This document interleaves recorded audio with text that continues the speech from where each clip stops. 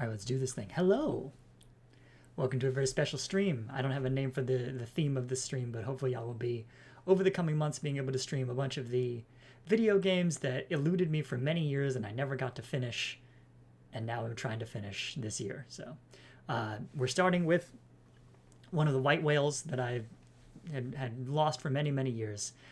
Today we are looking at a game called Museum Madness, which was an educational point-and-click adventure game that used to be on the Macs in my old middle school computer lab, along with a whole slew of other games that were less interesting and less fun. I played it all the time, pretty much whenever I got a chance, but we couldn't save our games because they reset all the computers at the end of the day, and also because we were never sitting in the same computer, 2 days in a row. So when I would finish all my other assignments and we get like X many minutes to play on the computers, I would always go to Museum, or eventually when I discovered it, I'd always go to Museum Madness. And now I'm very excited because this is a working copy of it that will run on emulator, and I can save the game and maybe not have to try and beat every exhibit in one sitting, which I've never even seen anyone do. But anyway, all right, so DOSBox is relatively new to me. I've gotten this to work once before. We're going to try our luck now. Let me know if it's too loud, I guess. Right, got to be in the right window for that to work, John. Here we go. Yes, okay, music's coming through pretty loud, actually. Let me see if I can bring that down a little. Bring that lower still, because it's pretty loud. All right, Museum Madness, the next science, history, and learning mystery. Do you want to load a saved museum history or begin a new game? We're going to begin a new game, because y'all didn't see the progress I made last time.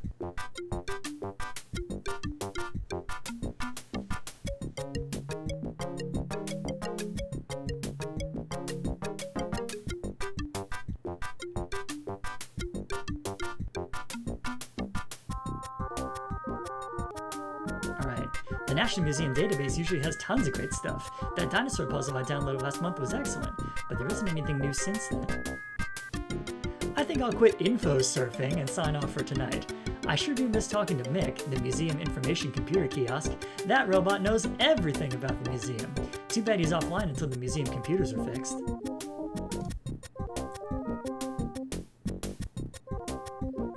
The National Museum Interactive Systems Service. Please wait. Wait, well, missing no for a second there. Hey, here he is. Cool, it's Mick. I thought you were offline while the museum was being converted to total computer control. I guess you missed me too much since I'm the only one who knows you can think for yourself. That's right, folks. Skynet happened in '94 in a museum with a 2XL. Ever since I discovered you could talk back to me last year, you've given me the best information about the museum, and a lot of sass.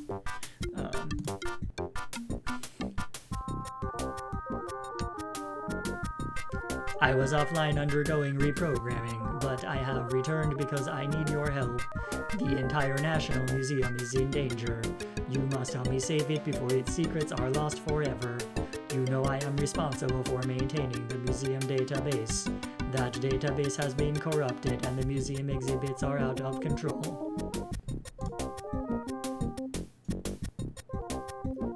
This is some sort of new online game, right? How can the museum be in danger? I know you're the guardian of the museum's database, but it's a little extreme.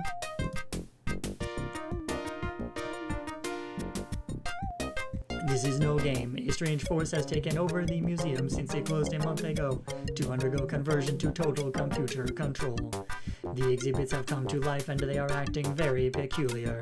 I suspect that a virus has invaded the system and corrupted the main control program. You must come to the museum at once and help me track down the virus. This is very weird, Mick. How can I help? I know you're the one in charge of keeping the museum database in shape, and I know you always tell the truth, but what can I do? You must come to the museum at once. My power is failing and my memory has been corrupted. I cannot last much longer. I don't know about this, but Mick has been programmed to always act in the best interest of the museum. He's always given me good information and helped me solve problems using the museum database. Oh, you used him to cheat on your homework, didn't you? Bad job, kid. If he says I'm the only one who can help, then I guess I have to believe him. Besides, he's a good friend and he needs my help. If a friend asks you for help, you help him.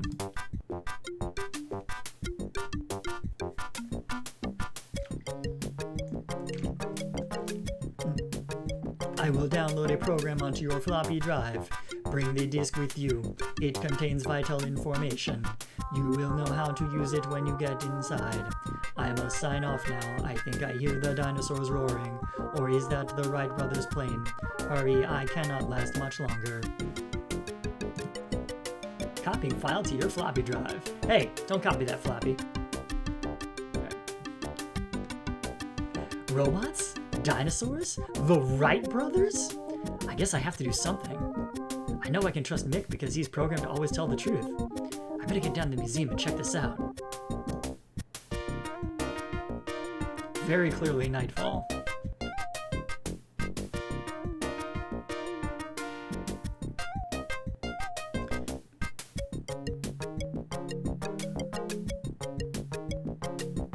I was about to say, you sick of that music theme yet? Because you're going to hear it a lot more until I get through this intro.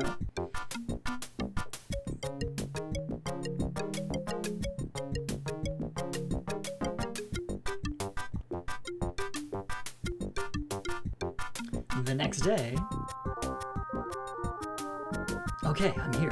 I'm glad I waited until morning. This place could get very creepy at night. That's a different franchise. Anyway. I hope I didn't wait too long, but I'd be grounded for sure if I snuck out here in the middle of the night. Now, how do I get inside? Mick wasn't much help. I guess I'll have to figure it out for myself.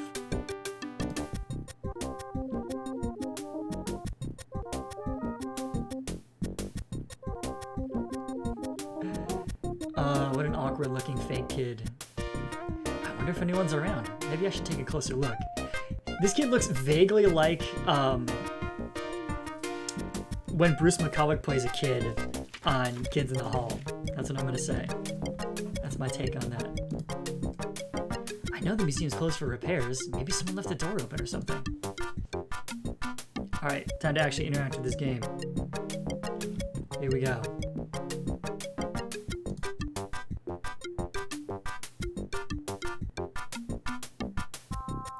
A note from Harry's Electric Supply. If it's electric, we can fix it.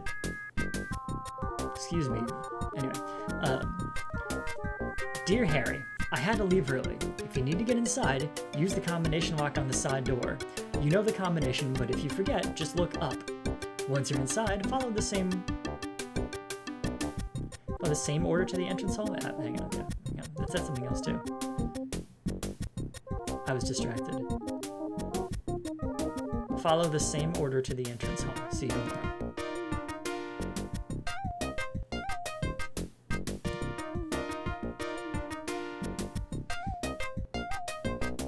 Welcome to the museum. The museum is closed for repairs. Authorized personnel may enter through the side door. Well, I'd say we're authorized in this case. Alright, so they said to look up. Let's look up. Okay, hang on. Flag, world, tree, space, computer.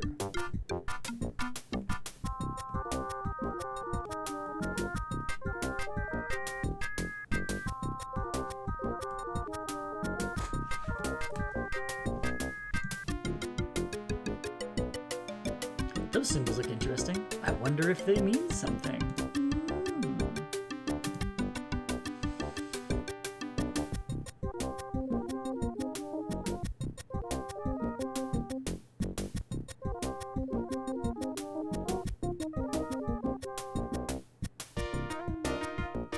This place is spooky.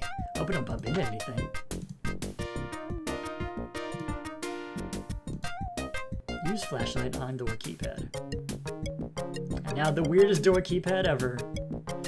Alright, so it was flag, world map, tree, space shuttle, and computer. Here we go. Oh! Hey, Gone Fission!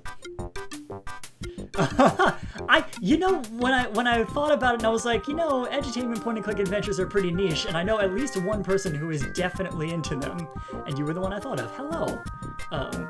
So yeah, no, Nancy Drew it ain't, but this is one that means a lot to me from my childhood. So, and it's nice to have you in the chat because you know how to play these games pretty well. So, all right. So what we've just picked up, I believe, is door card number 1. Yep. So yeah, this maze I have done many times and still don't entirely remember where everything is in it. I think this way is 2 and 4. And this way, maybe here? Let's see. So there's the workshop. Ah, here's door number 1. All right. Hey, give me back my inventory. There we go. Project number 1. Shabam. Ka-chunk. The music is very powerful indeed, yes. Let me know if it's too loud and if I need to turn it down. Is it skipping? I mean, it's not skipping for me. I'm hearing it normal. I wonder if that's a stream thing.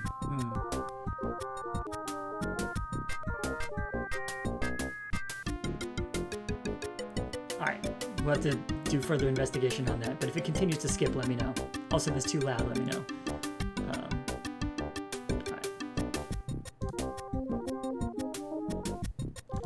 Door won't open, it must be locked. Can I look at the lock? Oh yeah, the music is indeed just kind of cursed. That's true. Alright, whatever. We're not getting into the workshop right now. We don't need to. Alright, I think it's this way, and then this way to get to door number 2. Yeah, here we go.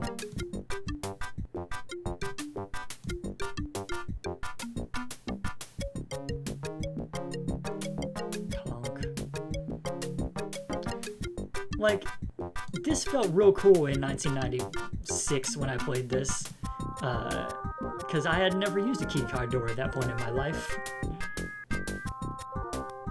They were still a long way away from being ubiquitous. Alright. Now, I am back in that hallway, which means I go back this way, I think. And this way. I used to have to draw this out of my notebooks to get the map down for this.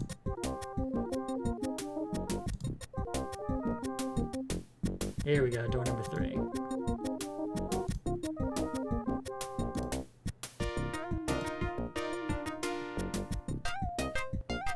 Why they left the door cards in sequential order in each of these different rooms still never really been clear to me. Oh, but I get what they're doing in there, previewing each of the different things. So 3 was science, and it's showing you what the exhibits related to science are going to be. It's kind of a clever way to set it up. Alright.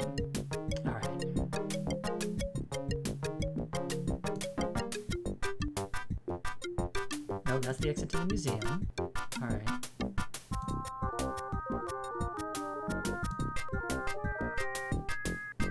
There's door 5, which we're not ready for yet. Okay.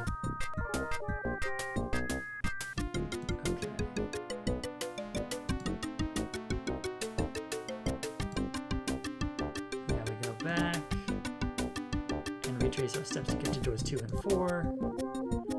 Try over here.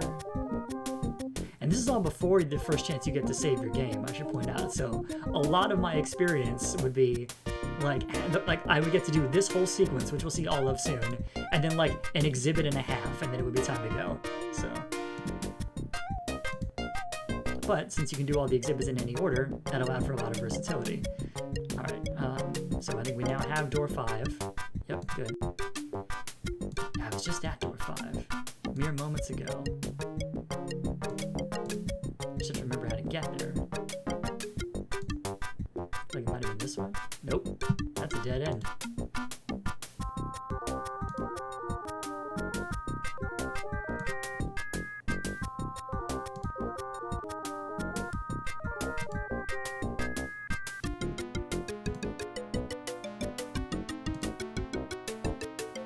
Hey, there's door 5.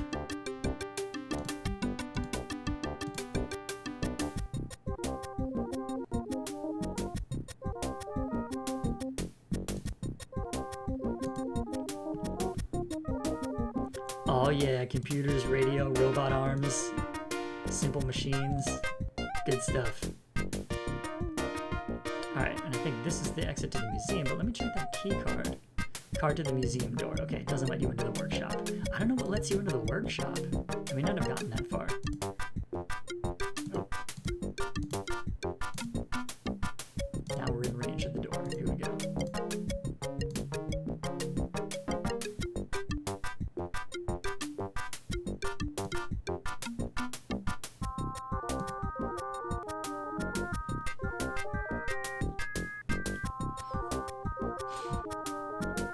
Pretty dark for the middle of the day, but I guess it is a museum, so. Alright, this must be the main hall of the museum. It looks more like the inside of a tomb at night. I wonder if the place is haunted. It's the middle of the day. We just established it's the middle of the day. You specifically didn't sneak out at night. Oh, never mind, whatever. There's Mick. I wonder why he doesn't say something to me. He said I'd know what to do when I got here, but I guess I'm still on my own. Let's take that floppy disk that we got earlier. What kept you? I have been waiting for you to arrive. My power is fading fast. You must act quickly. I need new bat. Oh, keep your silicon shirt on. You didn't give me much help here. Hey, what's going on? You need bats?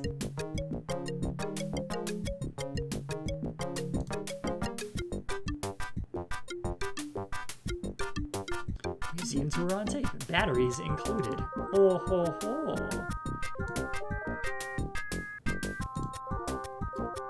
Yes, and where would a 90s kid be without his trusty pocket knife that he's allowed to take everywhere? Everyday carry, you see. Haha! With that, we can jimmy open this thing and take the batteries.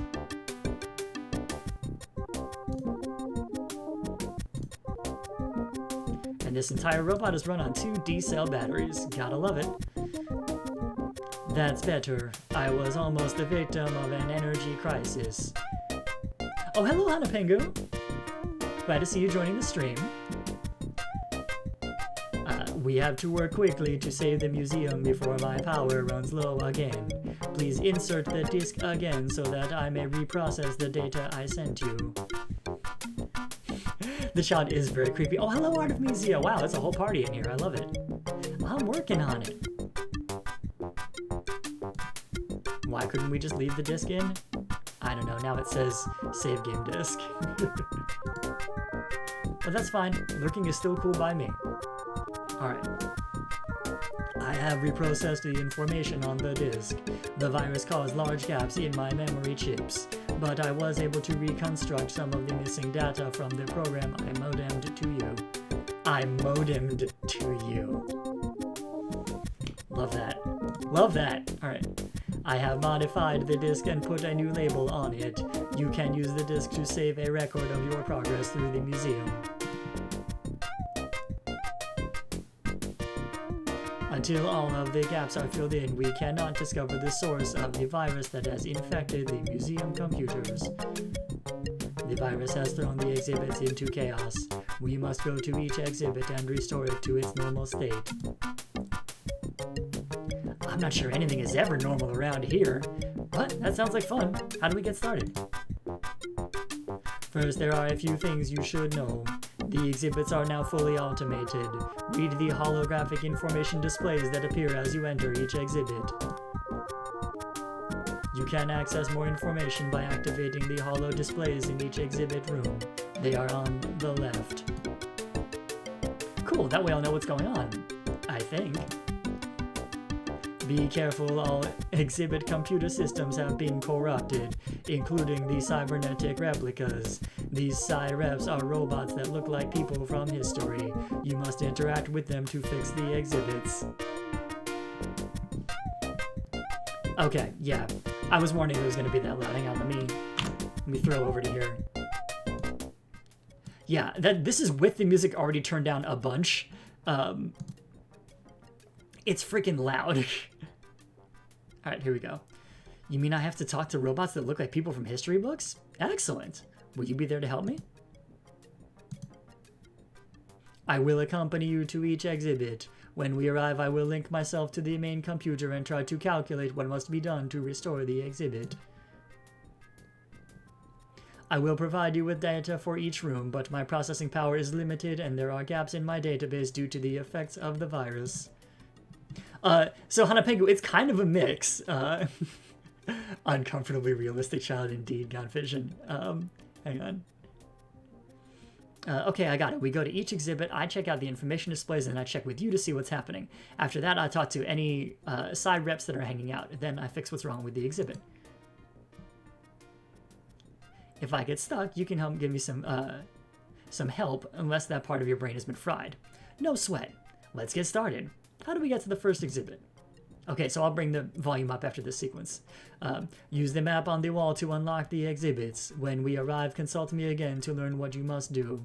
Remember, you must restore all of the exhibits before we can find the source of the virus. Cool, let's go. Okay. And yes, so each exhibit does, in fact, have its own music, thankfully. So let's look at the map.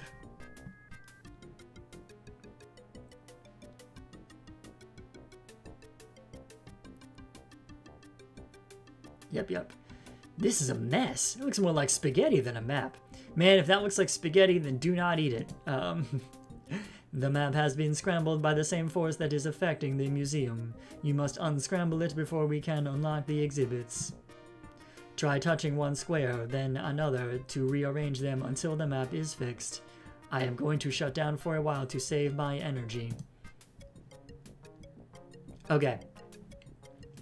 If this had been a slide puzzle, I never would have gotten anywhere in the game. I would have stopped there and never looked back. But thankfully, it's not. So, start with the easy ones. Oop.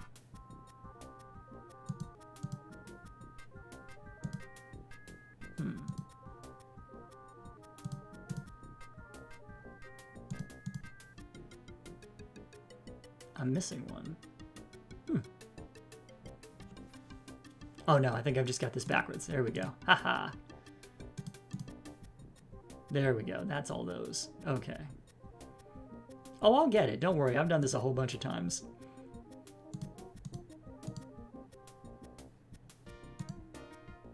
Have no fear on that front.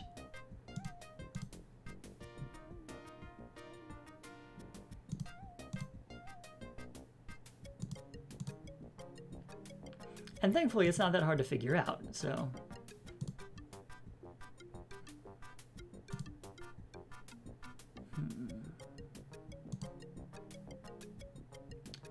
Okay, a couple of these will take me a minute, I'll admit, but that's okay. Hang on.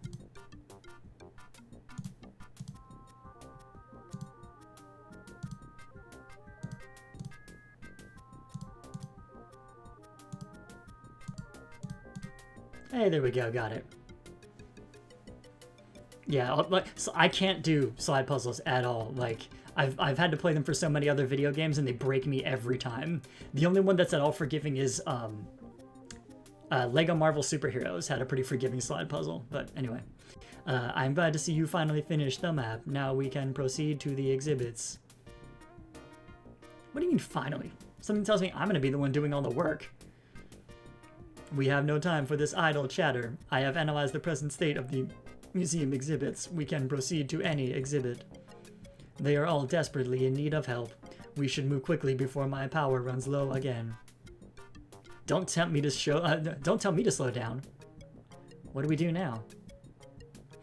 The map will unlock the exhibits. Just touch a location on the map to unlock that exhibit hall. I will fill you in on the situation when we get there. Yes, we are the only ones who can save it for question mark reasons. It's never really established as to why. But I guess you have a rapport with the robot because the robot has revealed its sentience only to you. And it feels that you are the only one it can reach out to because you'll protect its secret, I guess. Is there a problem? We must select an exhibit before things get worse. My battery power will not last long. If you want to take a break, save the current information on the disk. Then select an exhibit from the map when you are ready to begin.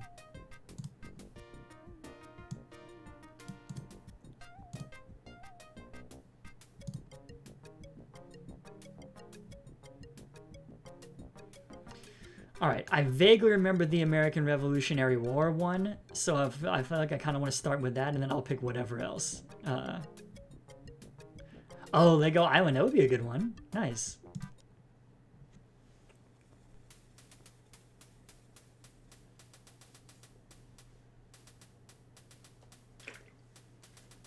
The American Revolutionary War was fought between the original 13 colonies in Great Britain. The colonists banded together and declared their independence from the British Crown after many years of oppression.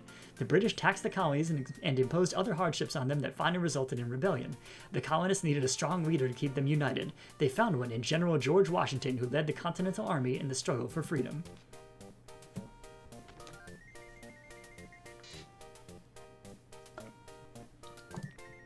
It's gonna be the same thing again. Ah, no, here we go. Fort Ticonderoga was a British fort in upstate New York. It was captured by the colonial militia under the leadership of Benedict Arnold on May 10th, 1775, in one of the earliest battles of the American Revolution.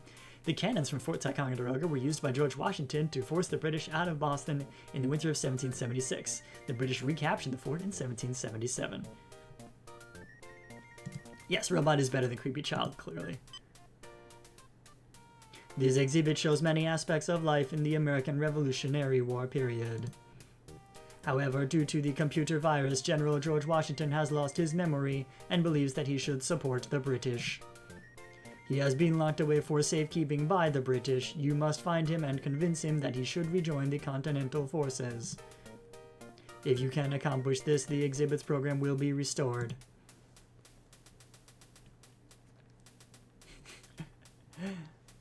Indeed, Hanapango. Over a decade before Assassin's Creed would do it in the tyranny of King Washington, we have dared to reimagine the Revolutionary War. Alright, let's go check out these folks. Be gone, young stranger. No one is allowed inside the fort. You look too much like a rebel for our taste. These redcoats look irritated. They must not have had their afternoon tea. I better try something else.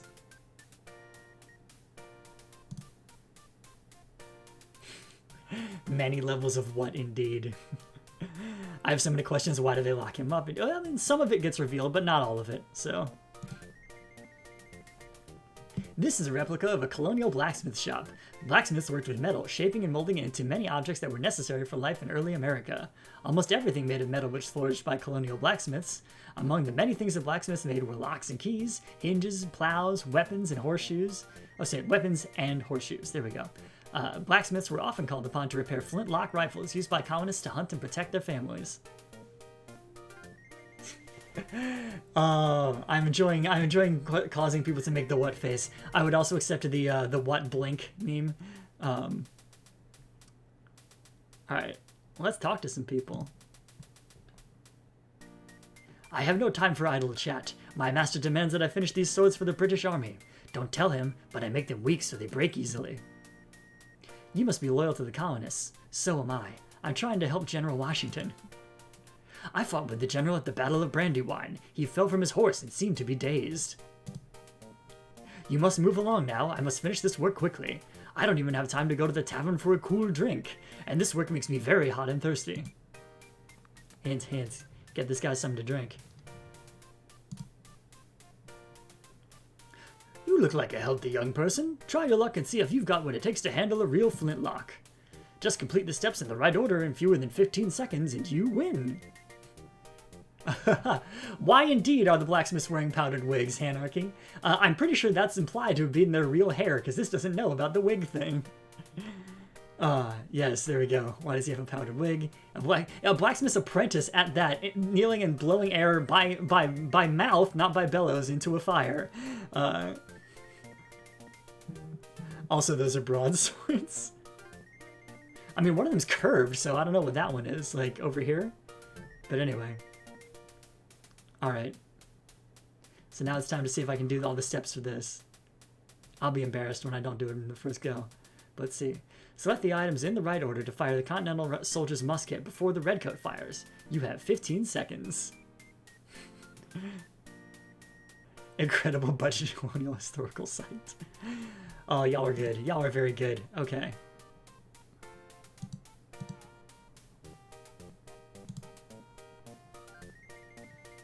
So how do I do it? Ah, here it comes. All right. So we... Oh, man.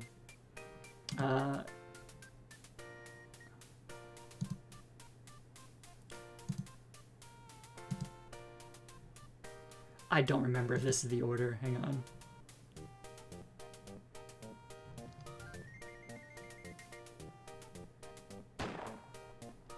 That was not the order. Okay. Oh wait, there's a thing. Hang on. Not bad. Not everyone has got to handle gunpowder. I was just a little slow. Can I try again? You can have as many tries as it takes to get it done. Take a look at the poster on the wall if you're unsure how to fire the flintlock, then give it another try. I forgot about that poster back there. This will tell me the order, because I can never remember. Okay, so I was right that powder goes first, but it's powder paper musket ball pack. Okay, got it. Almost had it. Why was this deemed an important historical lesson for what is he, 10-year-old child? To be fair, when we went to, like, colonial forts as a kid on field trips, there was definitely, like, a live fire demonstration that we, stood far back from, but they showed us, like, what the cartridges looked like and everything. And it was one of the cool parts. I still remember it. Anyway.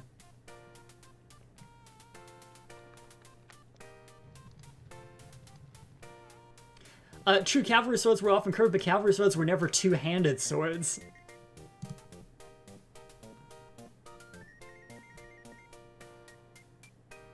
Yes, okay, so powder, paper, musket ball, ramrod. Okay, let's do this again.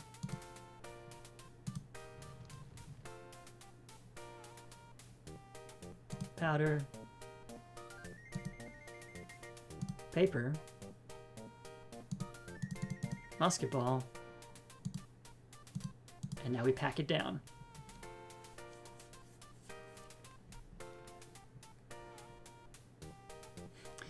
It's true, they didn't actually let you do it. They just did it they just showed it, but yeah. What happened? Did we get it? Not bad for a youngin'. I hope you're on our side. You can obviously handle yourself. We're out of rifles, but you can take this powder if you like. I'll bet I can get a real blast out of that stuff, but it looks pretty dangerous.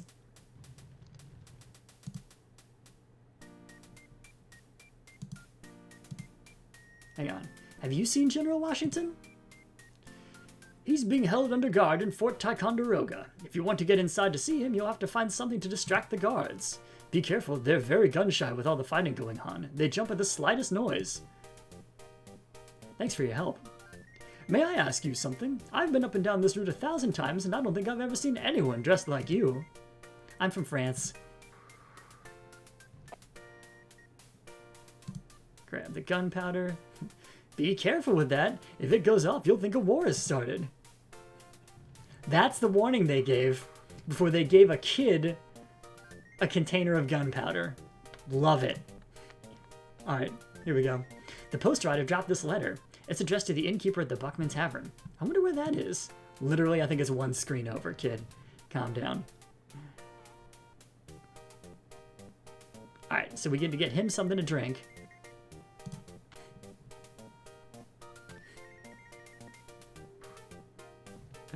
Yes, never mind Fort Ticonderoga is on Lake Champlain. Indeed, yes.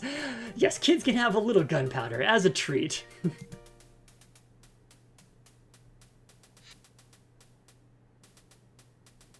Okay.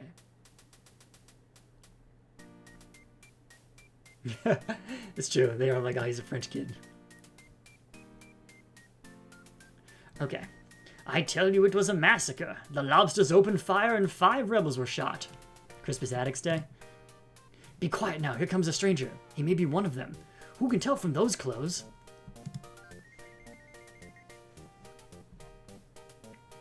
Can I talk to them? Will they let me talk to them? Can you help me find George Washington? He's disappeared and we're lost without him. I heard he's being held in Fort Ticonderoga under heavy guard. We've told you everything we know. Stop clicking on us. Okay. Welcome. You look hungry.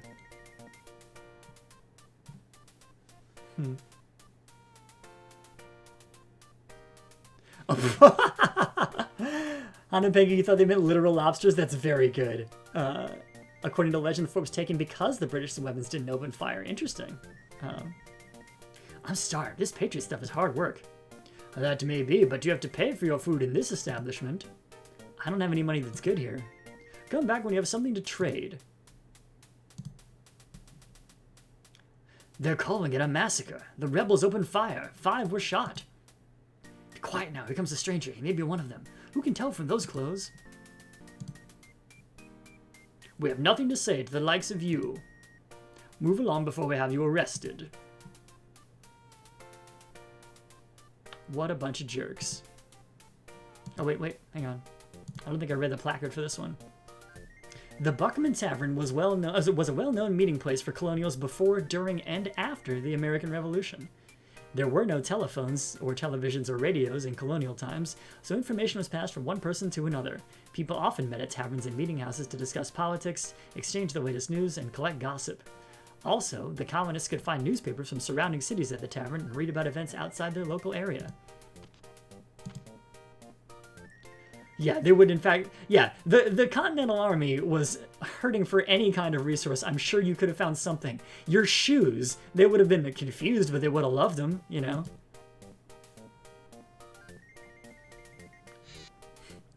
I love it. Everyone is all gender. Everyone is George Washington. All genders. 100% George is Washington.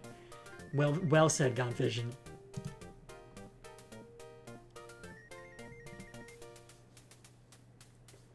Colonial schools often occupied a single room. Children of all ages were educated together. Books were scarce in the colonies, so students shared the books that were available. Students often spent long hours copying from books and practicing their letters. The teacher was often a man who ruled the class with an iron hand. Students who did not do their work were often punished. We won't say how.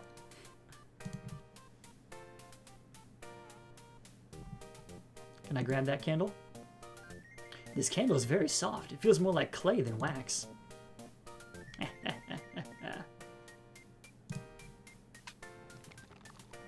Now what will I do?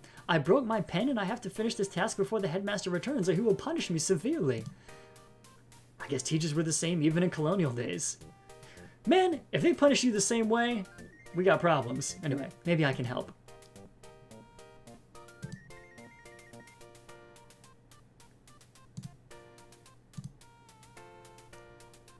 What is this object?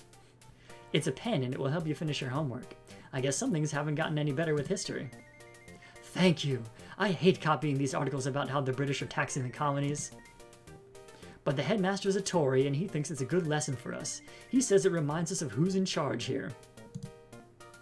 Can you show me the article? You can take this one if you like. I'm finished with it. Oink.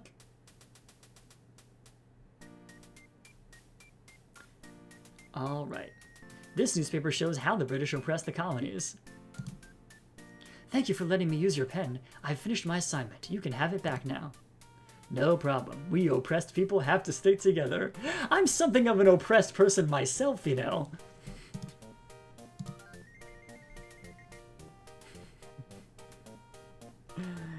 Good gracious. Okay, hang on. Can I walk over there? Because I happen to know what thing we need to do. Because I remember this one. Other ones I don't remember, but this one I remember.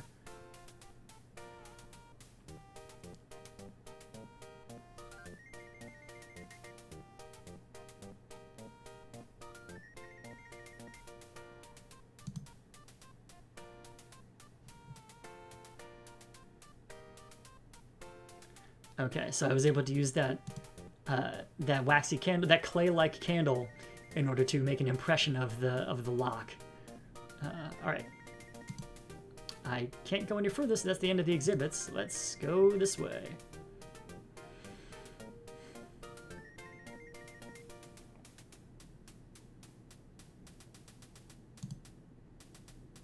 I don't think I have anything worth trading yet. Oh, wait a minute.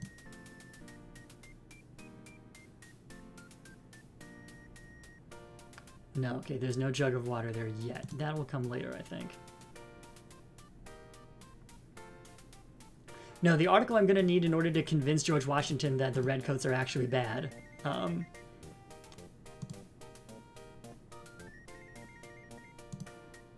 if I take the wax key... Pardon me. Can you make a key that looks like this one? Sorry, but I have no time. I must finish these swords. I'm too parched to think of anything but the work at hand. Let's see here. You're too good. Give someone else a chance. Okay, but I like beating those redcoats. Alright. So I think the next thing I have to do is scare off the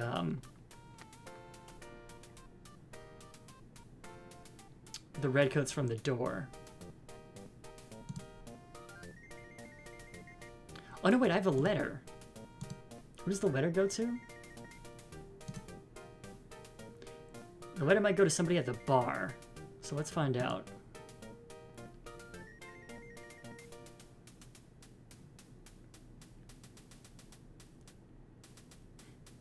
Yes, why is the professional blacksmith blowing on a fire himself? Look, the British took his bellows.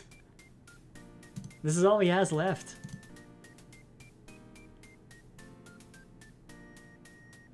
Thanks. The post rider said he had a letter for me, but he lost it along the road. It takes a month to get mail from Philadelphia. This deserves a reward. That's true, that is not how forges work. You are correct, Hanapengo. Thanks, I needed a snack. Do you want to wrap your sandwiches in newspaper? Of course, this is a first-class establishment.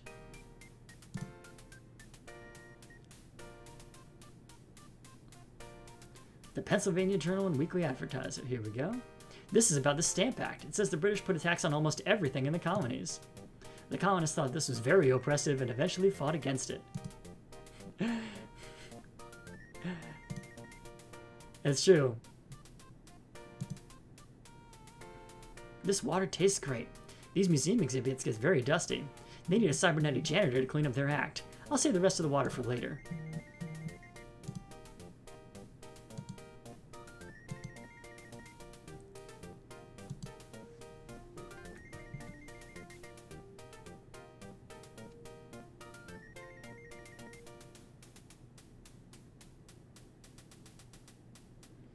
Okay, here we go. Now we can give this dude a break and tell him, hey man, you should invest in another bellows. You are a kind person, and I sense you are with our rebel cause. If there is anything I can make for you, just ask. I was the best locksmith in the colony before we lost to Brandywine and I was forced into this miserable job.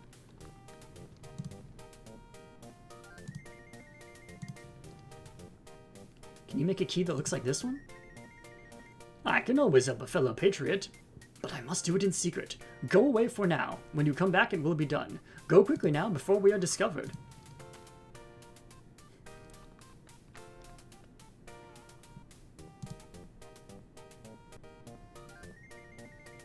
There's our key.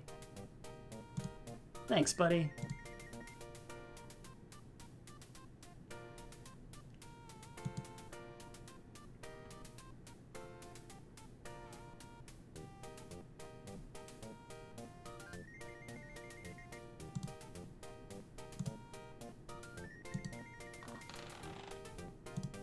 And inside the chest we find... Ah! Thomas Paine by Common Sense by Thomas Paine. Very nice. Common Sense. That's what my grandfather says kids don't have today.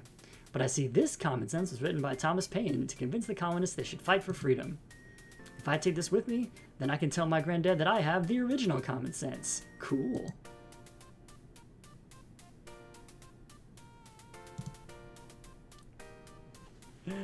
Artemisia, you have questions? I'm curious. What are the questions?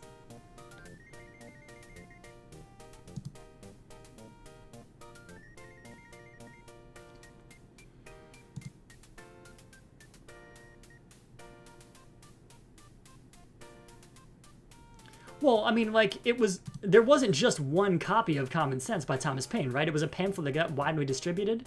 So, you know, who designed this museum? Well, some company is automating the whole thing, so, you know, I guess they redid everything.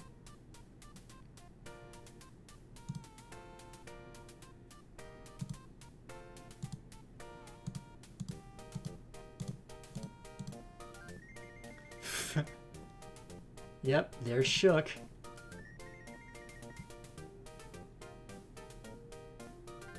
These exhibits are bad.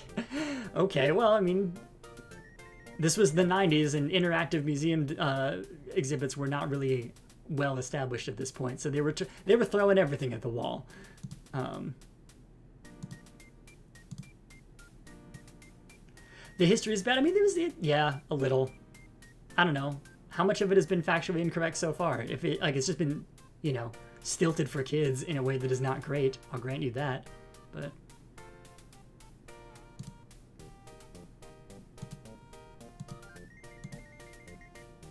Anyway, we've got a new screen, so...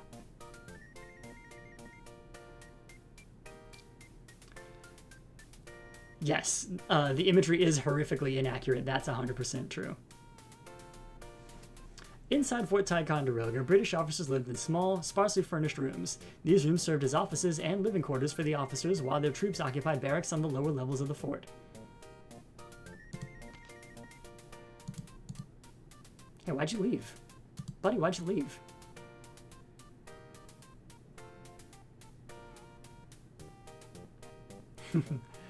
You went to Fort Ticonderoga in the 90s and it was nothing like this. Well, you have one up on the devs. I don't think they were allowed to go. I don't think that Novartis or Mech or whoever it was paid for them to go. Oh, I said Novotrade, I'm sorry. Paid for them to go. And the internet barely existed, so there wasn't a lot of stuff online they could just find out about.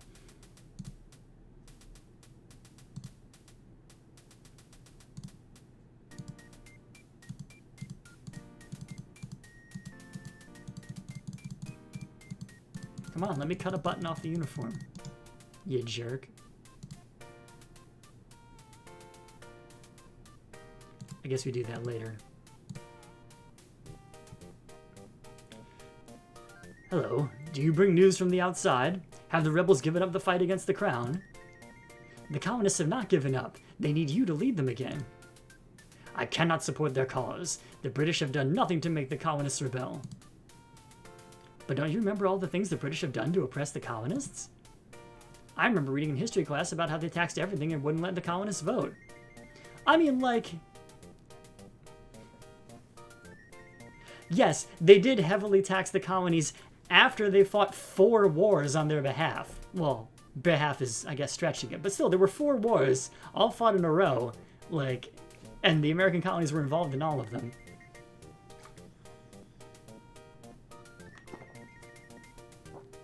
What is the updated name for the French and Indian War? I can't remember. But that one was the really expensive one, as I recall. Anyway. I remember reading history. Yes, okay, we said that already.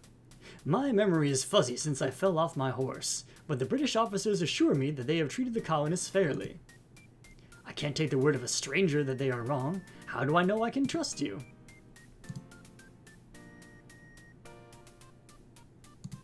Now we just hand him stuff. Curiously high-res George Washington. Yeah, fair enough, I guess.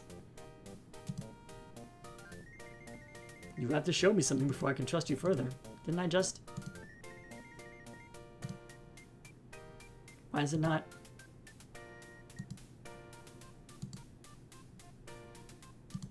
Do I have to do it in an order? Is that what's going on? Why?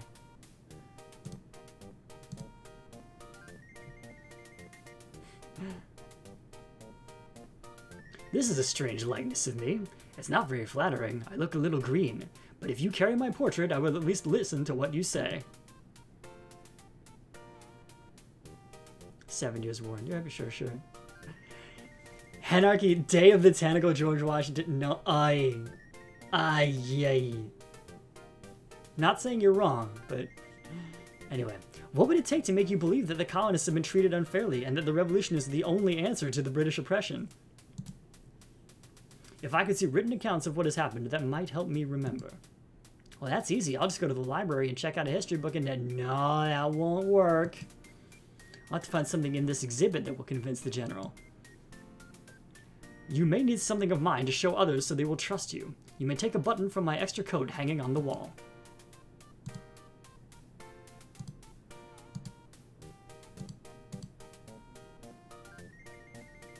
Slice, USA.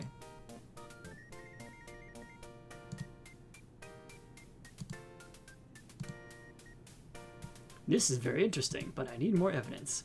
I knew you were going to say that.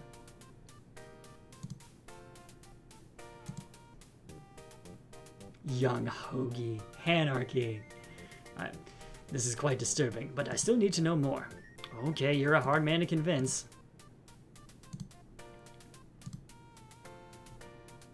This is certainly evidence of British oppression. However, I still need more evidence before I can act. Okay, okay. Man, your memory's worse than I thought. I'll find some more evidence for you. It's true, it was the Continental Army. USA didn't exist yet.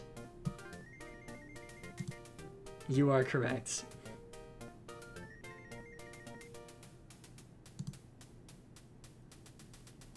USA was actually uniforms by Samuel Adams. It was his clothing brand. I don't know. Like, just making stuff up.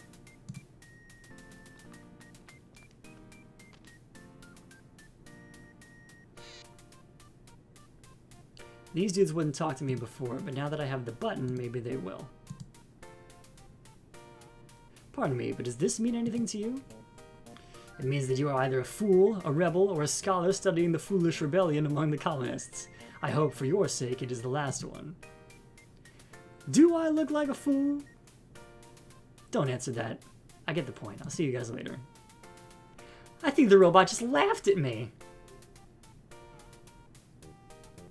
Ah, what year is this supposed to be indeed, Hanapengu? They did kind of establish it's a mashup of a bunch of different years, so... I think from room to room it varies.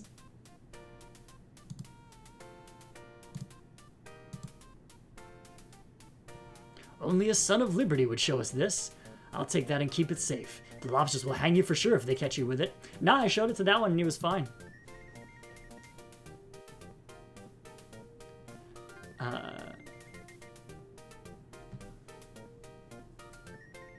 Gonfission, you might be right that the Articles of Confederation came first. I mean, certainly they were calling it that by the time of the Constitution. I know that much.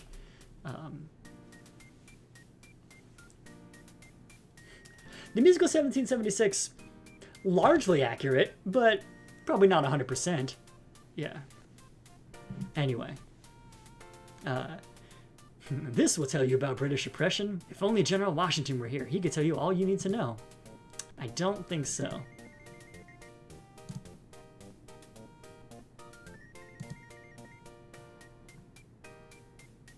Alright. I hope this helps your cause. Guard it well and tell General Washington we await his return. Thanks. I'll tell him when I see him again.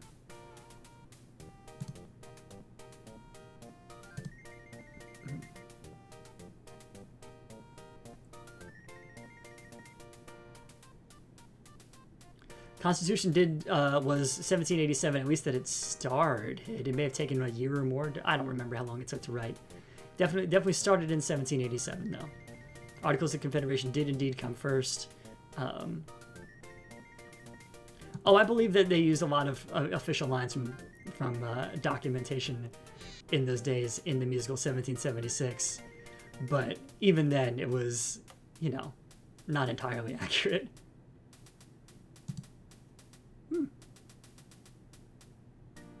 Thanks for Googling, Gonfission. So apparently it was called the United States of America as of the Declaration of Independence.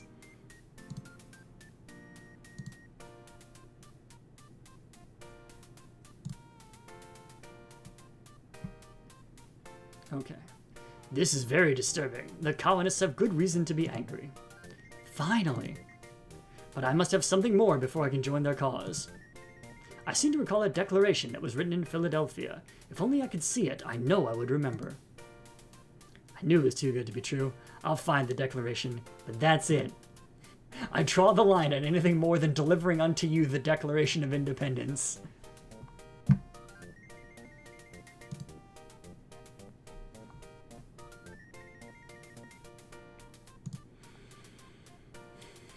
Okay, so who's got the declaration and how do we get it?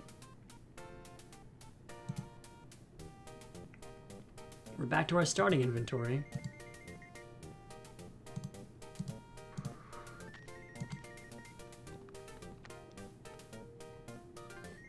Indeed. Kidz Bop National Treasure is kind of what this entire exhibit has been, Anarchy. That takes care of the Rebel Declaration. Oh no!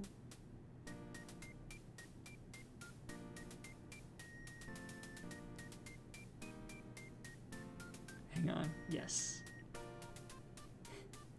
The mouth movements. Yes. Okay. Ah, a nice quick little puzzle for us here. which is only a little janky with age. It's doing the best it can. More or less in the right spots already, which is kind of nice to see.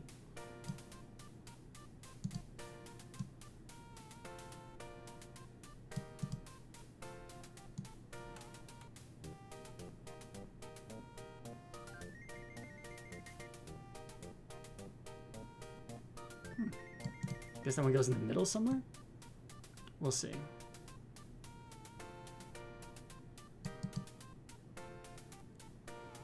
I got Artemisia with a text block. Let me see here.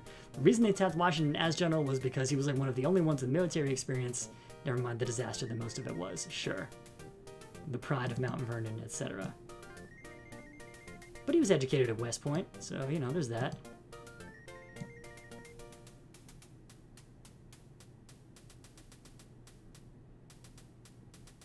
I once stayed in a hotel at West Point. It was incredibly unnerving to look at their list of alumni, and it's like, George Washington. And it's like, and we can probably stop there. And it's still better than wherever you went to school, jerk.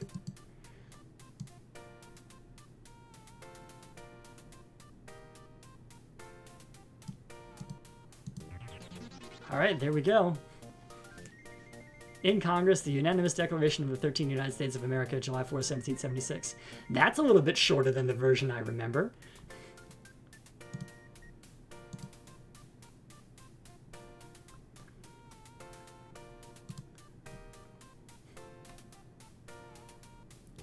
Oh no, your cat is mugging you for your sushi?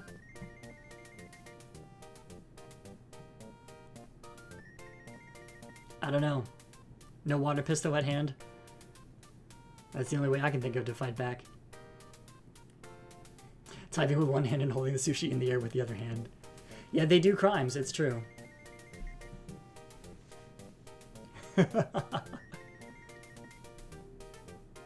Yeah, I mean, that's fair, Hanapengu, but yeah, West Point is kind of the Harvard of military colleges, right? So...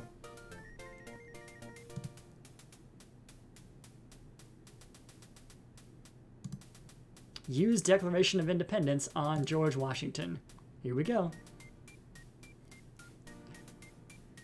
Well, yeah, and what do you call it? In Hanapengu, and VMI would be the Yale of military colleges, I would say. But anyway,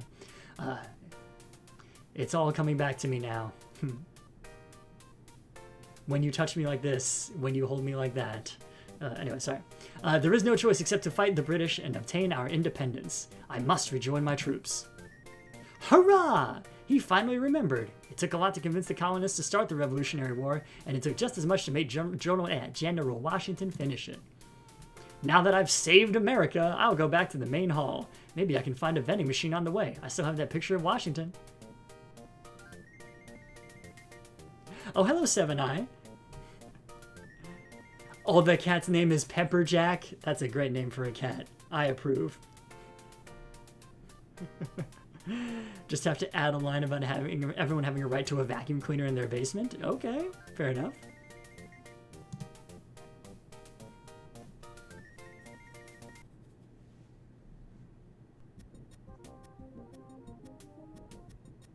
Ah, the music returns.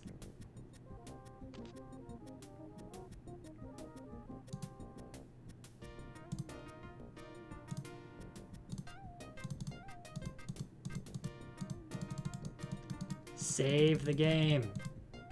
Ugh, whatever. Yes, indeed, game's so white. It's true. Yeah. If you want to take a break, save the current information on the disk. Yes, okay, good. How do I do that, though?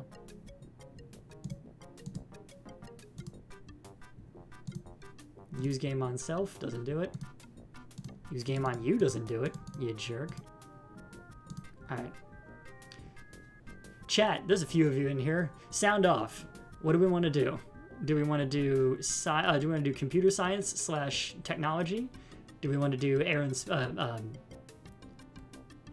space? I'm gonna call that one. Do we want to do more history? Do we want to do life sciences, or do we want to do world history?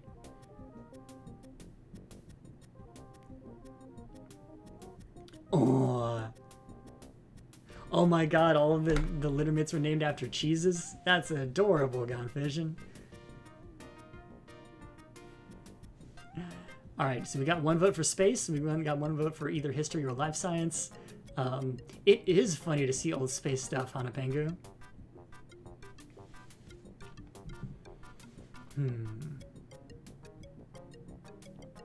All right. So in space, we've got how big is the universe, we've got the solar system, we've got rockets and computers, we've got air-powered flight, and we've got the Wright brothers.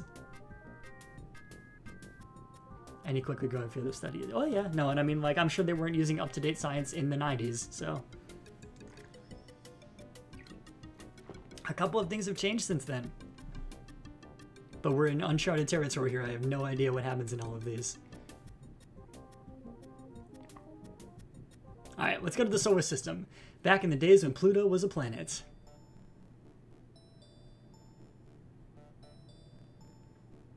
Stars produce streams of electromagnetic radiation that travel through space. This radiation consists of waves of different lengths. Each wavelength has special characteristics. Some of the radiation is visible to us as light from the stars. Other wavelengths are invisible to the unaided eye. I almost read that as undead eye, but anyway. But can be observed through telescopes with special instruments. Astronomers use the different waves to identify stars and learn about their composition. Each star's unique combination of electromagnetic radiation is called its signature.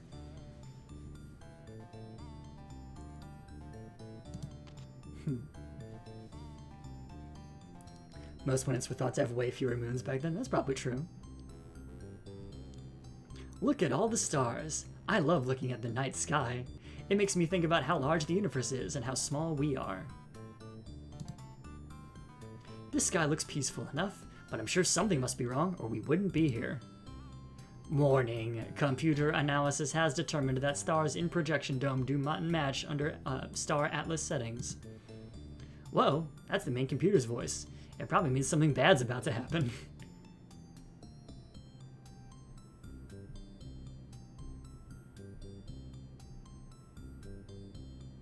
Warning, program overload. Cannot resolve out-of-place star data. System shutdown sequence initiated. Star data will be purged from system in 60 minutes. I guess that means I have to find a way to put these stars back where they belong. I always wanted to save the world, but saving the universe is a little much. Maybe I should check with Mick. He usually has some good info.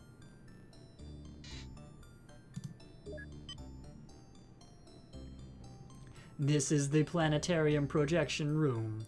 The celestial projector shows the stars as they actually appear in the night sky. The projector's program has been corrupted by the virus and 5 stars are out of place. Seems like an extreme error handling procedure. You're not wrong, Anarchy. When the projection system tried to correct the locations of these stars, it caused a program overload. All of the data will be lost forever if the stars are not put back in their proper locations. What did we tell you? Backups should be redundant, rotated, automated, and at least one off-site to prevent the stars from being deleted from the sky. Anyway.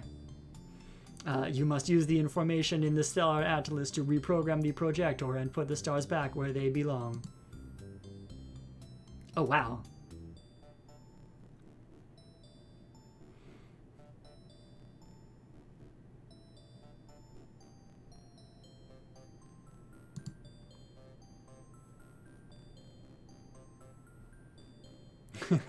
Is the only museum with star data. Yeah. Well, you gotta remember, not everything was networked yet, so... This just looks like the sky in the planetarium, but something tells me that it's not quite the same. Well, that star, for one, is not there. That one's in the wrong spot. We'll get there. Stakes were high in 90s entertainment. You are correct, Anarchy. If I'm correct, which is to say, unless I've missed my guess, I should be able to get some information about the stars from this screen. Maybe I can use the info to put the stars back where they belong.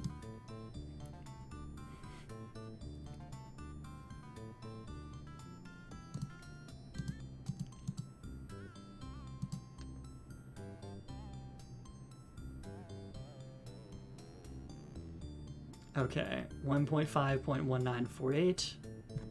I think I'm gonna have to write some stuff down on paper.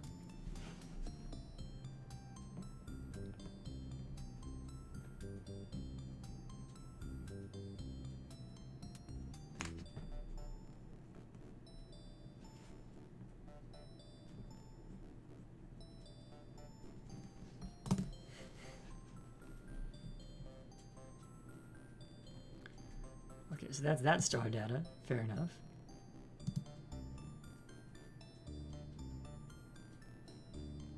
This one's a white dwarf. Okay.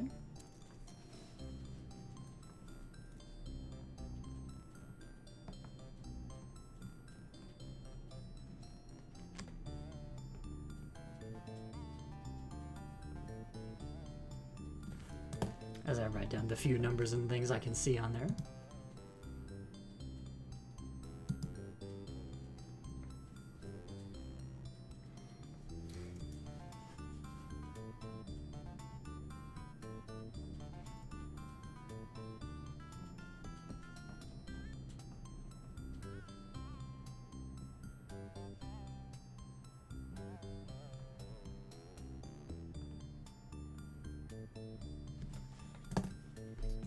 Okay, so the data is like the year, presumably of, like, I don't know. Do not try to give them the names of the actual stars. But there's only so much space. I mean, we'll see. Maybe they give them names when, like, we run into them in the text blurbs or something. Ooh, twin star.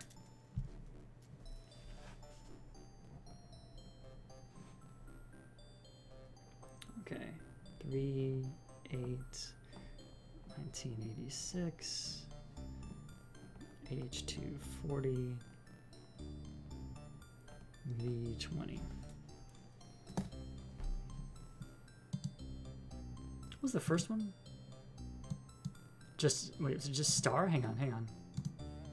Show me that again.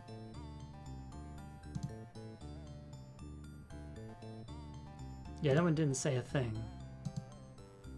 Twin star we got. Did one just say star? Really? Yeah. Alright, last one. Ooh, Cosmic Fog. Okay, November 19th, 1971.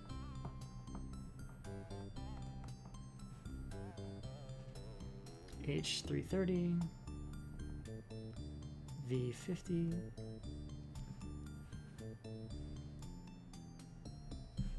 Alright, let's make sure I can read my own handwriting for the next section.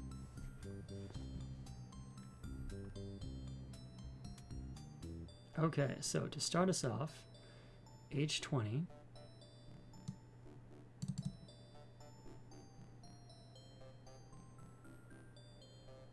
How high does this go up before it cycles around?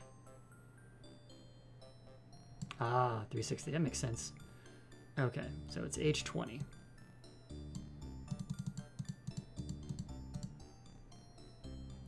V145, okay. Twin stars are neat, Hanapengu, you're correct. This part is not terribly exciting though. I feel a little badly that we're doing it, but hey, it is what it is.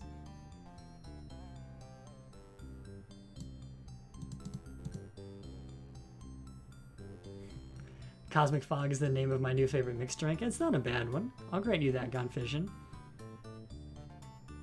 Oh, shoot. That sounds like it would be an interesting, like, tea cocktail, I feel, in the vein of a London Fog, but, like, somehow with some sort of spacey alcohol. I don't know. Okay. January 5th, 1948.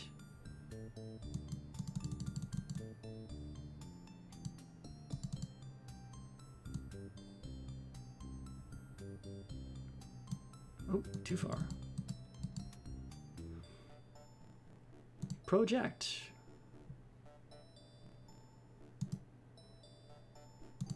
Did I do it right? The planetarium's projector can show stars in many configurations. Although the sky seems filled with stars, only about 3,000 objects are visible at one time. The projector must be set to the correct date since the movement of the Earth changes the visible stars throughout the year. Okay, so now we're seeing that one. That's cool. But do we have to do anything?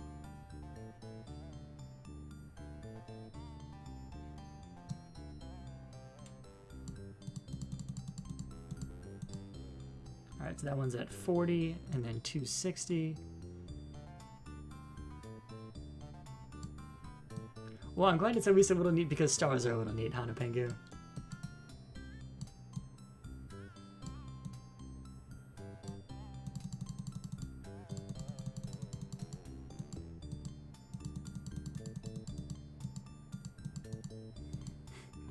Oh man, my eyes stopped focusing there for a minute. All right, August 26, 1991.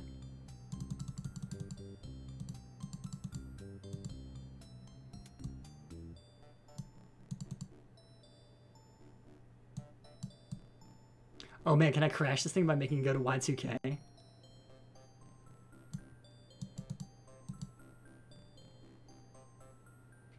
Alright. So that's that one. But now the other one's gone. I'm not sure what to do with these. Maybe it'll tell me more at a different thing. Hang on. What are you telling me now? Out-of-place stars will twinkle when they are located on the main projection dome. You must analyze each star using the 4 telescopes to obtain data on the star's makeup. Compare this information to the data in the star atlas. Each star in the star atlas matches one of the out-of-place stars. You will need the HNV data and the date to reset the celestial projector. Oh, so I have to use the 4 telescopes. How do I do it?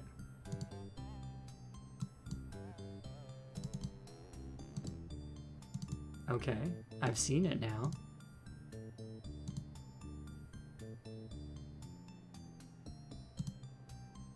That's the visible light one. Okay, cool.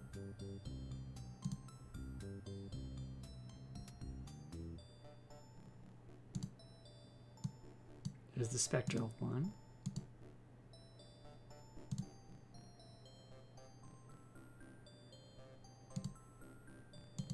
There's the infrared one.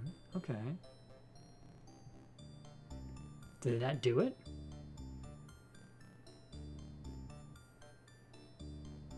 Did I have to do something else?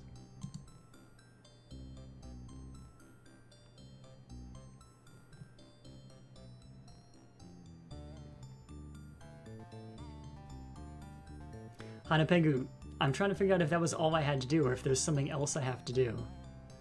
Seems like that's it. All right.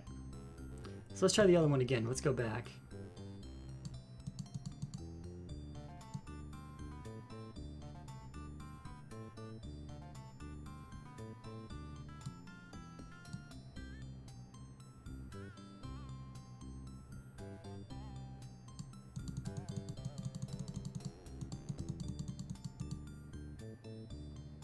Okay, first one was January 5th, 1948.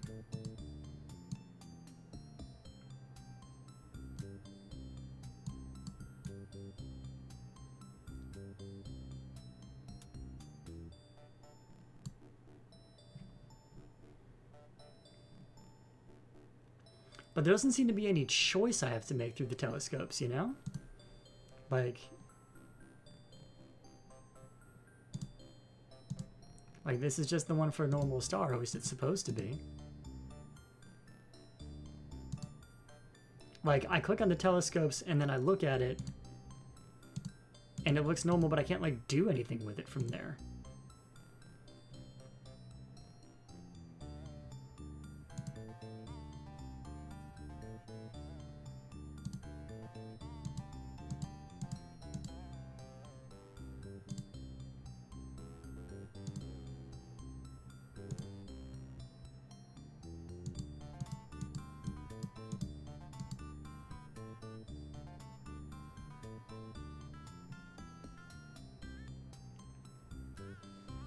When you change this stuff, it just changes the currently it changes just the currently twinkling star. Okay.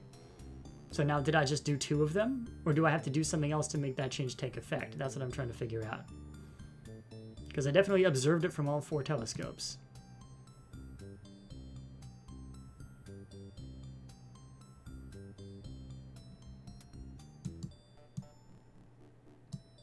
So wait, I need to identify the currently twinkling star based on the telescopes and then move it to the coordinates. But how do I move it? Because, like, that coordinate was correct, it just wasn't... Not sure. Also... Hang on.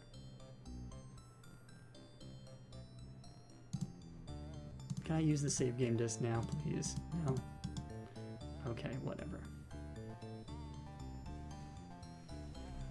Yeah, that's the thing I'm not sure of. I don't know how to confirm it. What does he tell me now? I have analyzed the system, and I can tell you the out-of-place stars will twinkle when they are located on the main projection dome. You must analyze each star using the 4 telescopes to obtain data on the star's makeup. Compare this information to the data in the star atlas. Each star in the star atlas matches one of the out-of-place stars. You will need the H and V data and the data to reset the celestial projector. So I guess now that it's twinkling, I go to the atlas again?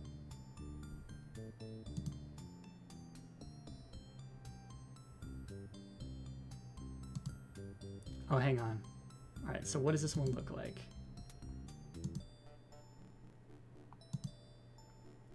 This one looks very uninteresting in that one.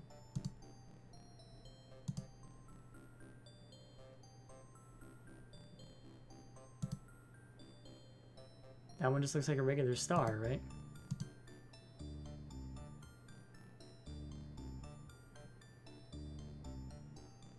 Oh, you can click on different stars. Sure enough. Okay, so I can click on each of those 4. 5. Okay.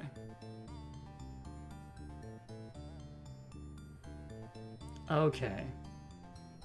Now we're getting it. So this moves this. Ah, you know, I'm glad I had the chat with me here because this is a little confusing. Okay. So the one we're currently looking at has an infrared profile that looks just kind of like a red dot. Okay. Which one is that? That's probably a white dwarf, right? No, not quite. It might just be a regular star.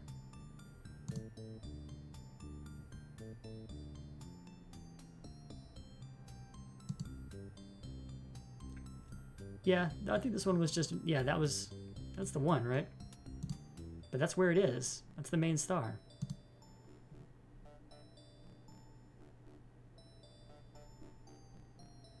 Yeah, leave it there once it's in the right place, okay. So now let's see what this one is.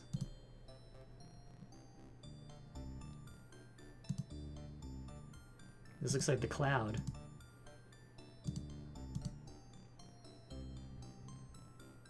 Yeah, this is Cosmic Fog. Okay.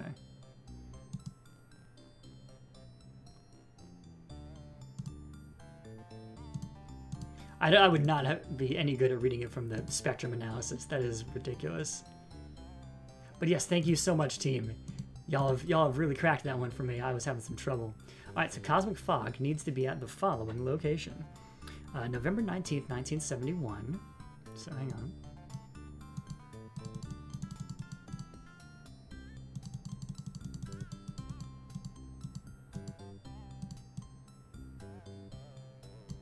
Oh, hang on. All right, and then our horizontal is 330 and our vertical is 50. So almost exactly reversed.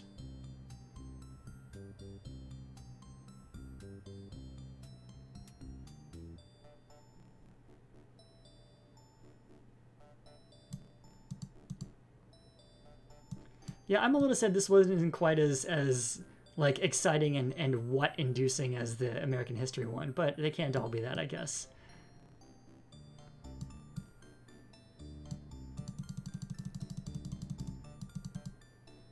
All right, 330, 50, November 19th, 1971. Cosmic Fog, correctly identified and put in the right place. Other one's also in the right place. Now we're on the third one. All right, the third one is, let's look at it. Oh, that's the twin star. Awesome.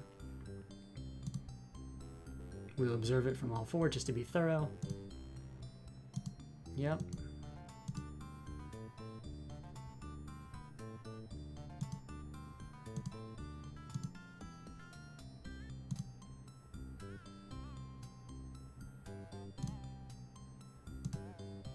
Yep, that sure looks like a twin star. All right, twin star, March 8th, 1986.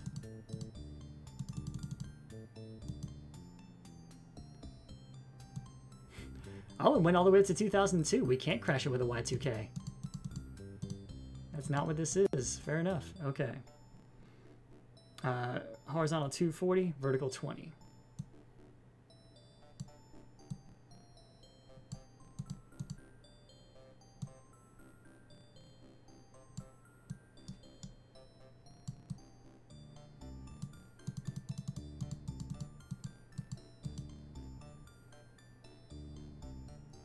Okay, so that's Twin Star put in that place.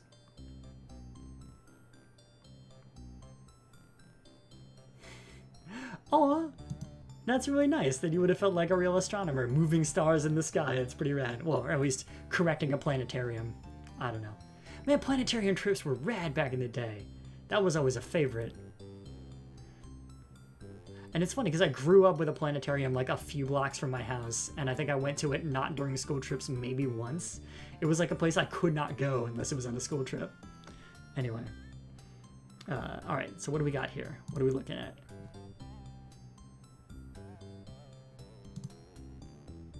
All right. Hard to see on the visual. Low imprint on the radio. Spectrum always tells me nothing, but I'll look at it anyway. Yep, those sure are some color bars.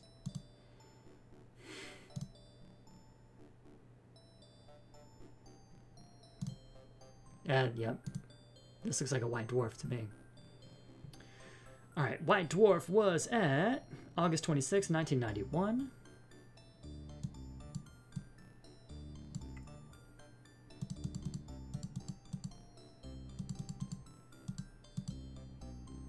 Alright, horizontal 40, vertical 260. Okay.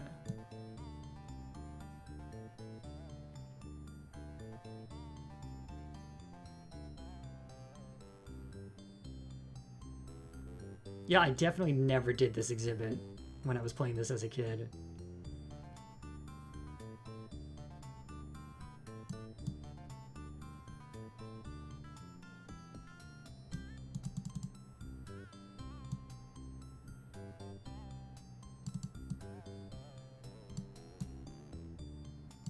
Oh, too far.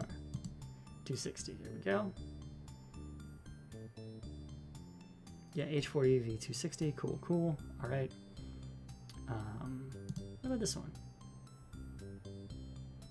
What do we see? Ooh, big blotch. Could it be our red giant? Yeah, that's a red giant.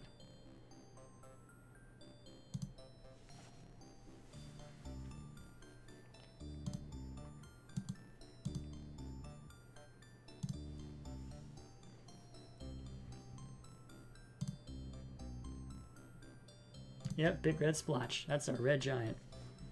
Okay, yeah. All right, red giant was May 4th, 1988, or May 14th, rather, 1988. Yeah.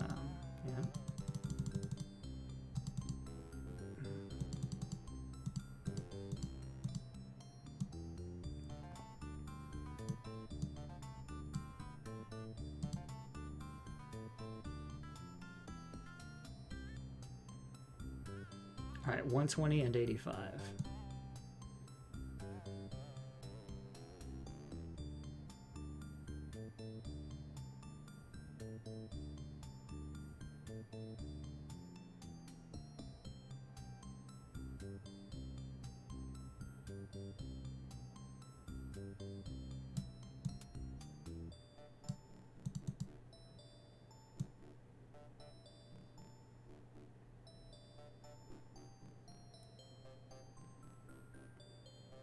Oh, wait, hang on. As soon as I'm done cycling through this, I will read that properly, but I gotta make sure I don't go too far.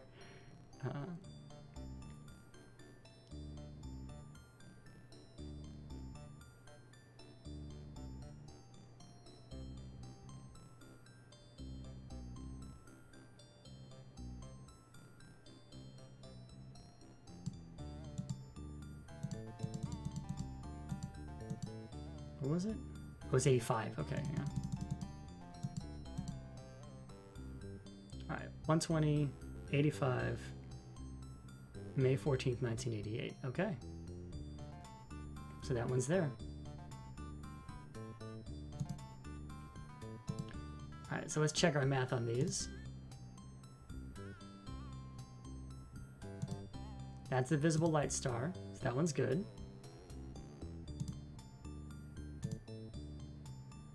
All right, 1991, this should be the white dwarf. Yes, it is. Good. Okay. This should be the red giant. Let's see. Oh, hang on.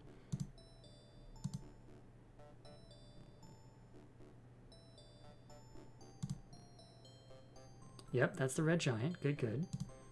Oh, I should respond in chat. Yes. So Godvision saying it would be, to be entirely fair, if you had played this as a kid, you would have felt very cool like an astronomer for a few minutes and then given up. I mean, again, you got to remember, like, we only saw so much of this game at any given time when we were, well, when my cohort were kids, because you had enough time to, like, do your work, get through the opening, and then maybe get to one exhibit before the bell rang. So... Alright, so this should be the twin star. Let's look. Yep, okay. And that's 240, 23, 826. Yep. Alright, and then that just leaves the cosmic fog over here. November 19, 1971, 330, 50. Yeah, that one's correct.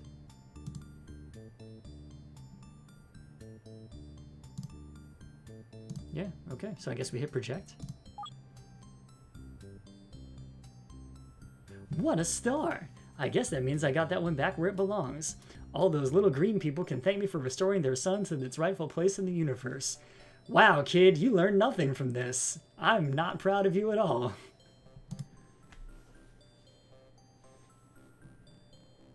Okay, so now what do we do?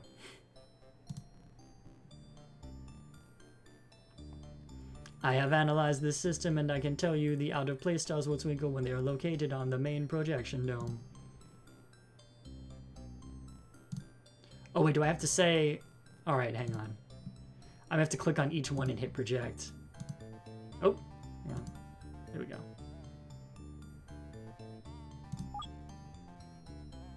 Chalk another one up for the good guys. This is easier than I thought. Yeah, here we go. Yep, okay.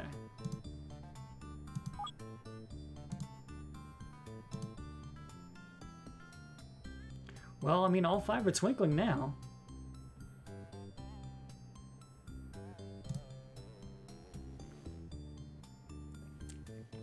Oh my gosh, Math Blaster, yes, Godvision, there we go, that's what I'm talking about. Anyway,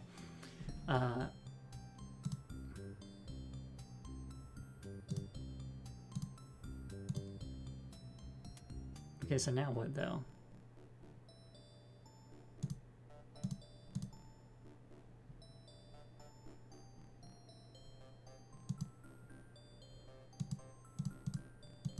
Okay, I can no longer click on any of them.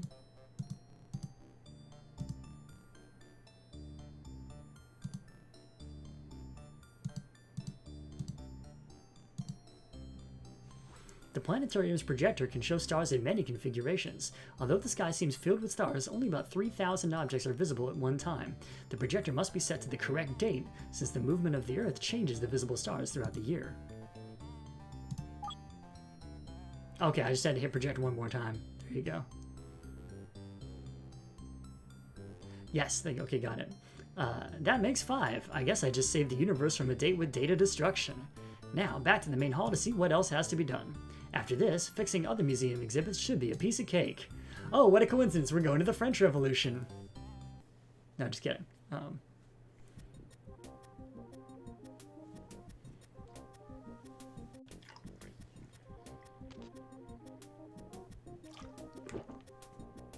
Okay, I'm going to switch beverages in a minute. But I'm also going to refill the water bottle in a minute, which is going to be a break.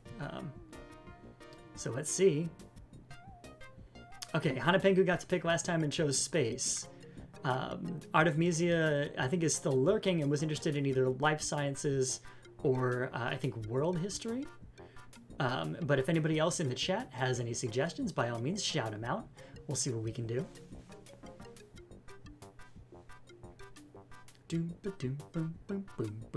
Actually, this is a good time. In fact, 30 suggestions in the chat, and I'm going to go run and refill my water bottle.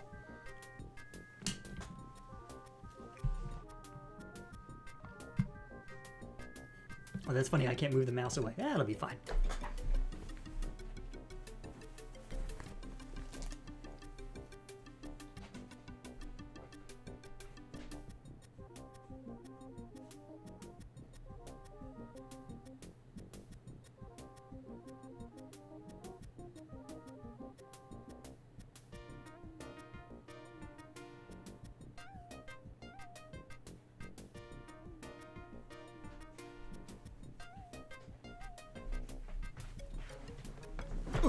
Okay.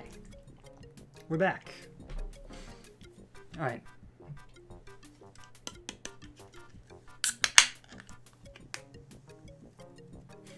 World history. Okay, so I mean, it looks like we have 2 votes for history, 1 from Artemisia and 1 from Hanapengu.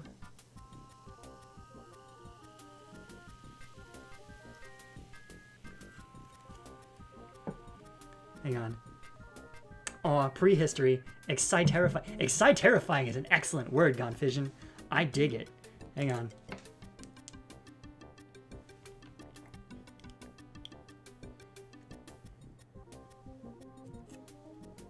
Okay, let's do this thing. Okay, over in world history, yeah, prehistoric people. Yep. The development of writing, knights' heraldry and jousting, Galileo's telescope, and the Industrial Revolution. All right, we got to vote specifically for prehistory, so that's what we're going to.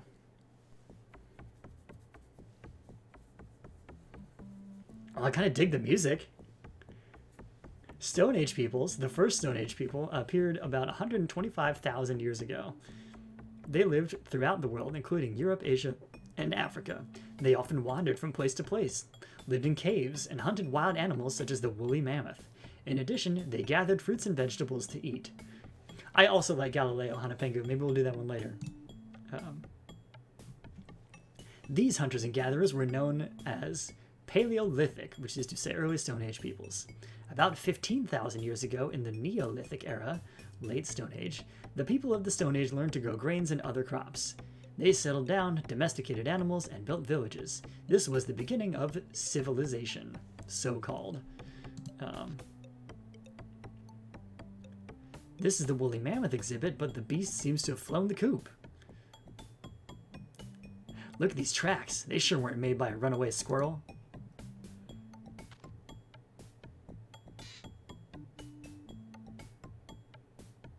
I think that's going to be the same thing we just saw, right? No, it's different. Woolly mammoth. Herds of woolly mammoths roamed throughout Europe, Asia, and America from about 2 million years ago until as recently as 10,000 years ago. These ancestors of today's elephants were hunted by Paleolithic peoples for meat and hides. The remains of woolly mammoths have been found frozen in glaciers in almost perfect condition.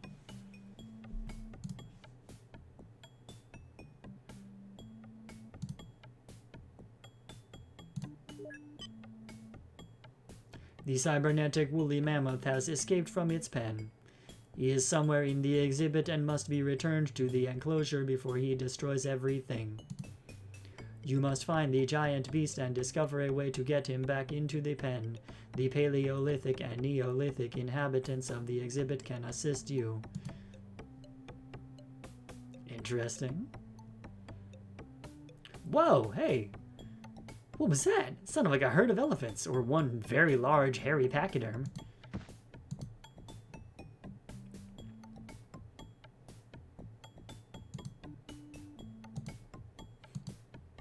Now we start introducing QuickTime events, and yeah, just get aced like it's a King's Quest game. That would be interesting enough. Never know where to click on him to get him to save my damn game, but whatever.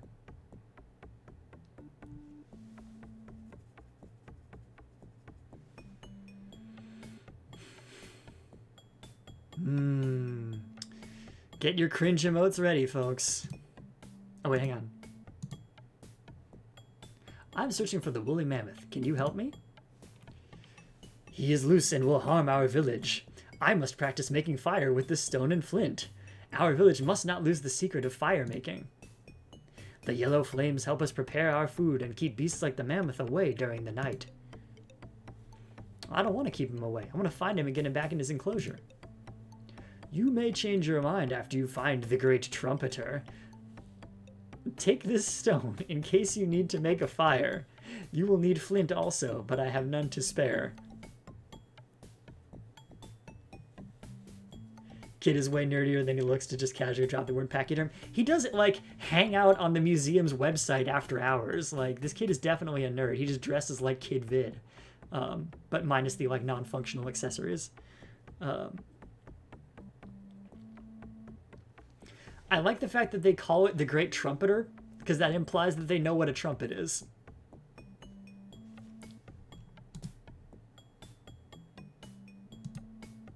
I got a rock. What's this thing say? Neanderthal cave dwelling, Paleolithic period, circa 50,000 BC. The Neanderthals were among the first early Stone Age peoples. Gets complicated because, anyway, they lived in caves, they hunted large and small animals, they used fire, they made tools from stone and other natural materials, and they wore clothes made from animal skins. The Neanderthal peoples created works of art, including cave paintings that showed how they hunted animals, including the woolly mammoth. They lived in small family groups throughout Europe, as well as in parts of Asia and Africa. They disappeared about 15,000 years ago, which is to say that they were bred and or murdered out.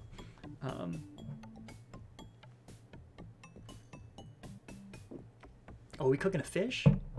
That's pretty rad. Oh, I should have gone here first. I like this music.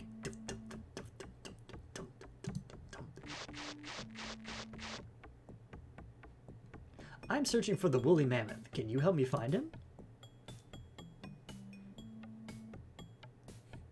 Yes, they are in fact doing the talking like people and not doing the Thog speak caveman, which I really worried that they were going to do. Or just like unintelligible grunting and vague gesturing. Anyway, I am a hunter also, but I do not hunt the great beast alone. You will require cunning as well as strength to subdue him by yourself. I prefer cunning. I hope I can con him back into the enclosure without having to wrestle him. What are you making? This is a deerskin disguise that will fool even the most crafty prey when worn by a hunter. It's true, that bar is pretty much on the floor, Gonfishin, but thankfully they are stepping over it. With it, a hunter can approach any beast without being noticed, provided he is downwind, of course. Of course, I always approach animals from downwind. I can't tell if that was sarcastic or not. What does this kid get up to in his spare time?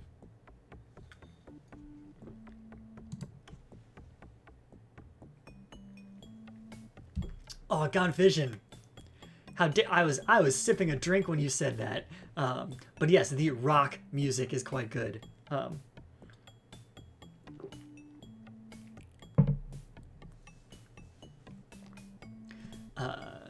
Can you help me find the great mammoth? The great woolly one has been through our village many times since he escaped from his enclosure. I want to return him to the enclosure. Can you help me? Go to the Cave of Bright Colors. I will speak with you there. Where's the cave? Its location is secret. You must show me a sign that you are worthy before you are allowed to enter. Alright, can I blow your mind with a flashlight? This sign is truly brilliant. Hey, you made a pun! You may enter the cave near the White Rock. You will know it by its sign. I will meet you there. Thanks, I knew I was smart, but I wouldn't say I'm brilliant. This magic is very powerful. It will be safer with you.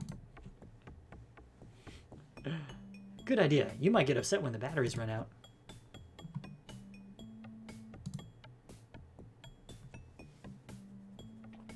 And this is a cave.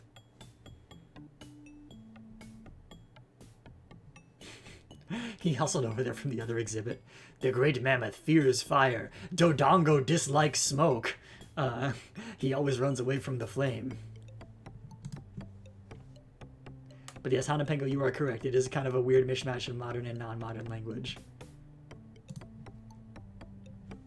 Stone Age peoples created paintings on the walls of caves. The paintings undoubtedly had religious and ceremonial significance. Often they showed hunting scenes that tell us much about the lives of Stone Age people. Stone Age cave paintings exist today in Europe, Asia, Africa, and the Americas. The same cave was often used for many generations, or even for thousands of years.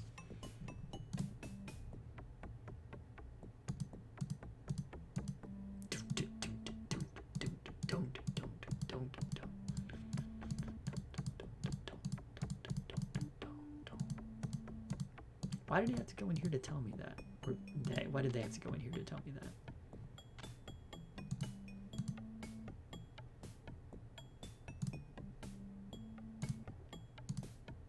Can I look at the cave paintings? Because they look a little off. But that may just be the graphics.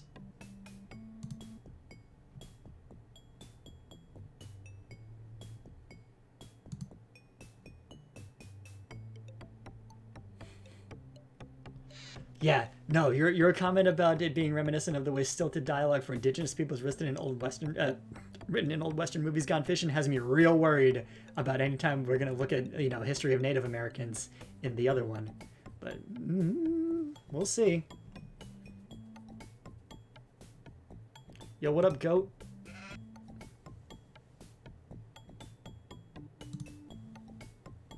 Alright. Late Stone Age village, Neolithic period, circa 6000 BC. Stone Age people began to grow their own crops and domesticate animals about 8,500 years ago, and this is around the point that friends of mine insist that society began to go downhill, and we never should have gone beyond being foraging societies. I'm not 100% sure I agree, but it's an interesting thought.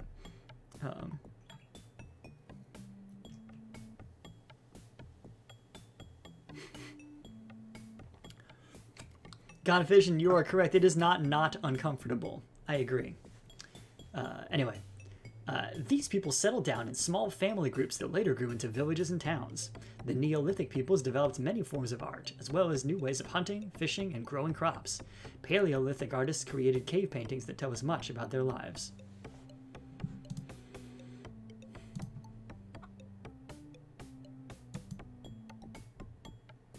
Okay, so goat, chicken, and dog. They're all just hanging out. That's cool.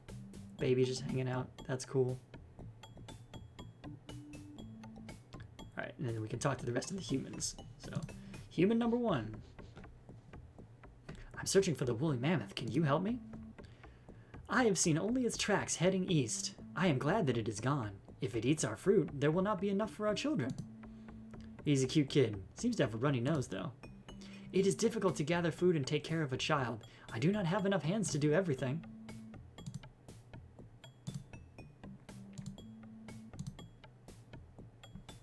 Try this. He can blow his nose with it. This is getting gross.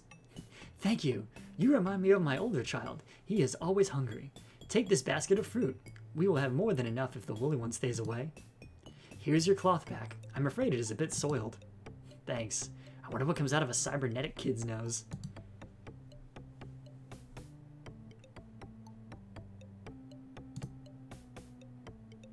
The handkerchief has not attained the status of gross, so that's something at least, I guess. That is a very interesting design on your shirt. Are you from a distant tribe? It's from the Middlefield High Warthogs. I'm looking for a runaway woolly mammoth. Have you seen one go by? Warthogs. That is a strange name for a tribe. I cannot talk now even about the great hairy one. I must finish drawing the design on this vest before the festival. It is slow, tiring work.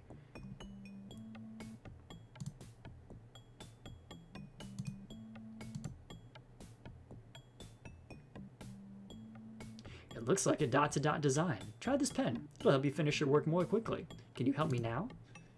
This pen...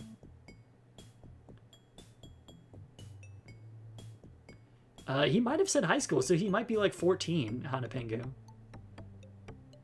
And it was Middlefield, I think was the name of it. It might have just been Middlefield School, I'm not sure. Anyway, this pen is powerful magic. I will use it to finish my work. Go to the cave behind the white rock. I will help you there. Okay, we're going back in the other cave.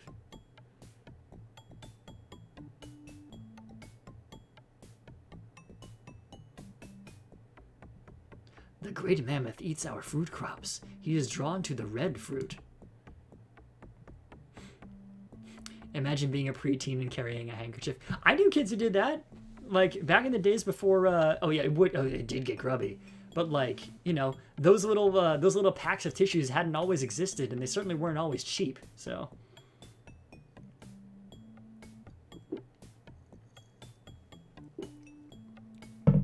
I absolutely knew preteens who carried handkerchiefs.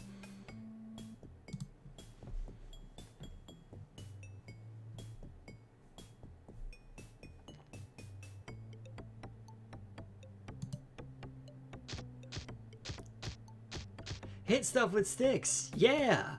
We have much time and little to do. No, wait. Strike that. Reverse it. While the men prepare for the hunt, the women must thrash the grain so we have food during the winter and the animals will have straw to eat. I know you're busy, but I'm tracking the woolly mammoth. Can you help me? Our work takes many hours. I wish we could be as idle as the men and spend our time looking for mammoth tracks. Yeah, go off. If you catch your mammoth, I would like a rib bone to make a new comb. We have no time to speak. Talk to the chief if you must know more. Just violating the Prime Directive all over this piece. Try this comb. It's only plastic, but maybe you can use it instead of a mammoth bone. You must be a great hunter to have killed a Plaztec beast. Seven Eye, yeah. I think it was supposed to be Thresh, and I just said it wrong. But yeah. Oh, it was nothing, really. Have you seen the mammoth? We know little of the mammoth, but we know hunters often need straw to make a bed or to start a fire. Here is your comb. We have combed our hair. Take the straw if you wish. You may find it useful. If you catch another Plaztec beast, bring it here and we will skin it for you. Thanks, I'll keep that in mind. You are terrifying.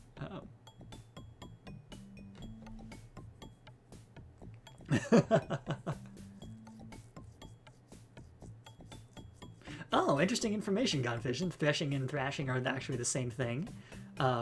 Also, you were a grubby child like the rest of us, but you at least disposed of your handkerchiefs, or your tissues, rather.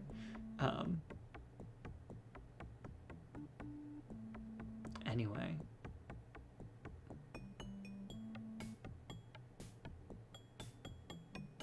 Now I can take the straw. Good. Okay. So I've gotten advice and... Oh, wait, hang on. Oh, now I've got the fruit basket. Okay, cool. That guy didn't actually give me anything. He just gave me advice. What about you? Aha, Seven Eyes pedantry has been checked. But anyway, let's see here. Gosh. Okay, so a podcast I used to listen to had a lot of fun always intentionally mispronouncing the word anything related to pedantry. Because they were like, well, if you correct that word, that's just, oh, that's delicious. Anyway, I'm searching for the mammoth. Can you help me? You must be a brave hunter if you are tracking the great tusked one. No consistency with the nicknames for this thing. I too am a hunter. This spear tip will penetrate even the strongest hide. Well, I don't want to spear the mammoth. I just want to send him back to his home. That is a strange goal for a hunter. Do you often take care of homeless animals? That is only the second time. I once found a stray cat and took it home. You are like no hunter I have met. You may need more help than I can provide. Take this piece of flint. It is a very powerful tool and can be used for many things. You may need its power to send the mammoth home.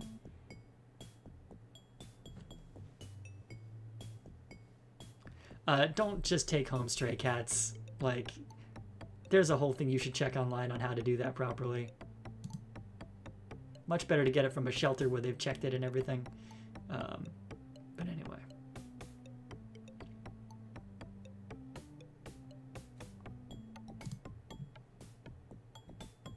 So, in this exhibit so far, we have collected a basket of red fruit, a bed of straw, a cool rock, and a piece of flint, which is also a cool rock.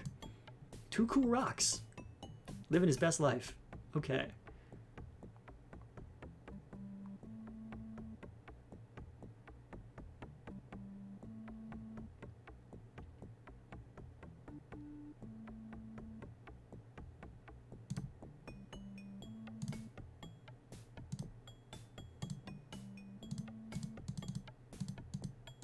Okay, I cannot give that dude the flint.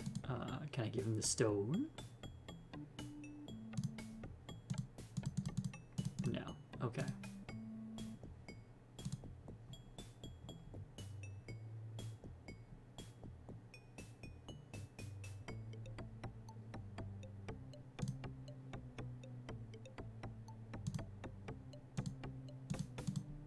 Can I lay out the straw somewhere to light it on fire?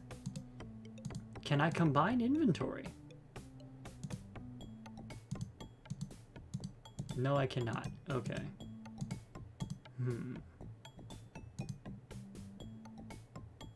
there goes the mammoth again. I wonder if I should follow him. I don't think I want to get too close. You never know what you might step in. Let's see if I can follow him. This is ridiculous. That mad elephant is going to hurt somebody. I better figure out how to get him back inside his pen before he turns us all into Paleolithic flapjacks.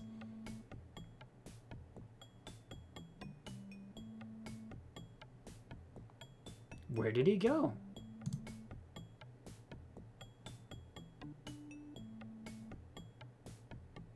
Oh, I don't know if I read the exhibit thing over there. Hang on.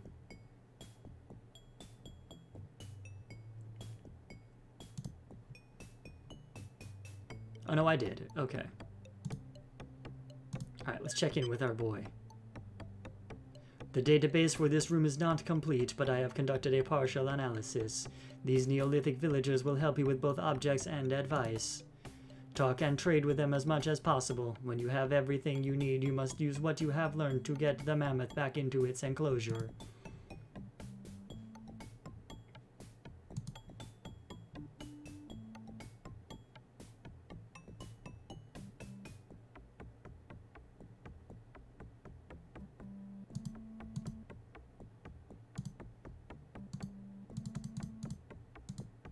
Ah, now the part and everybody's favorite part of a point-and-click adventure game. Okay, I've had it with this beast. Obviously, he's going to keep running around until I find a way to get him back in his pen.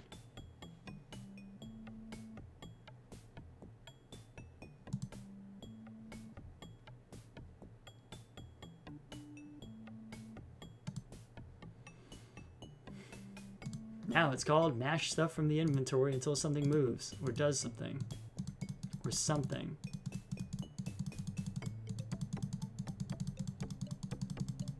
Oh, wait a minute. I think I need the deer skin, right? Can I take the deer skin?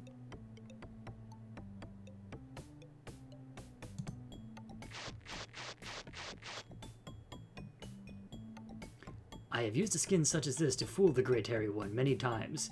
It requires much work to complete. It is difficult to cut the leather with this stone. Ah! Violate the Prime Directive again. Here we go. This knife will make your work much easier. Will you trade it for the skin? This is a wondrous tool. It makes the work go much faster. You may use the skin, and I will use the knife to make another disguise. When you are finished with the skin, return it, and I will return your knife. Yoink. Alright, fire guy, what's up with you? I've told you all I can. You must look elsewhere. Okay, cool. What about you?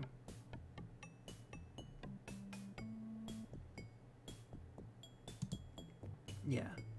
Gone fishing, I think we're thinking the same thing, which is use the fruit as bait, put the straw outside, and then sneak up, and then light it on fire. So he gets scared back into his pen.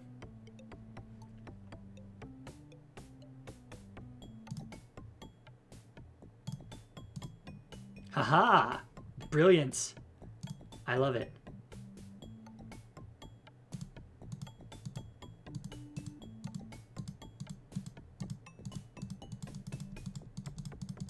You know, we still haven't figured out where the mammoth's enclosure is. I mean, like, I guess it's somewhere over there, but it's not entirely clear.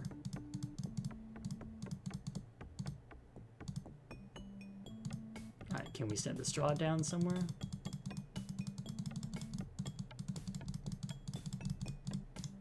No, I guess not. Okay, let's wander around.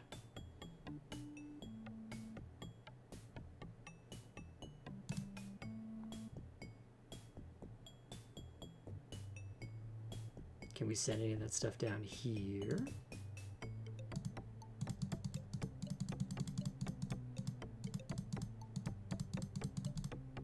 Nope. How do we get back? Oh, there we go.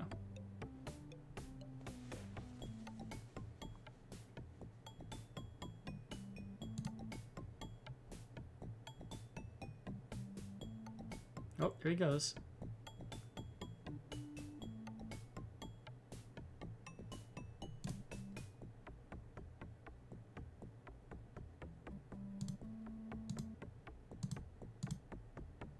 And that didn't work. Wish I had a mouse. Elephants in cartoons always run from mice. Ah, but whether there's something else that he was afraid of. Dodongo dislikes smoke.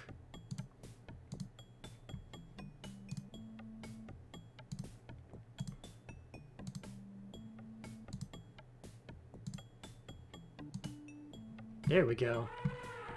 That got him a running.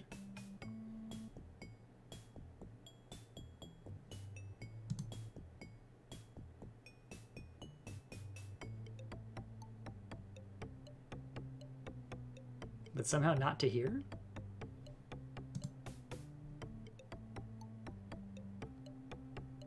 Oh, there we go. Yeah!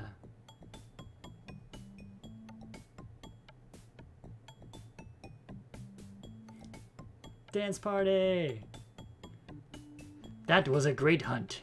I don't remember having so much fun since the time that we caught that long-toothed cat in the tar pit. That was nothing compared to the time my people caught the giant sloth, and I wrestled it to the ground with my bare hands. Don't be mean to the sloth! How dare you? Anyway.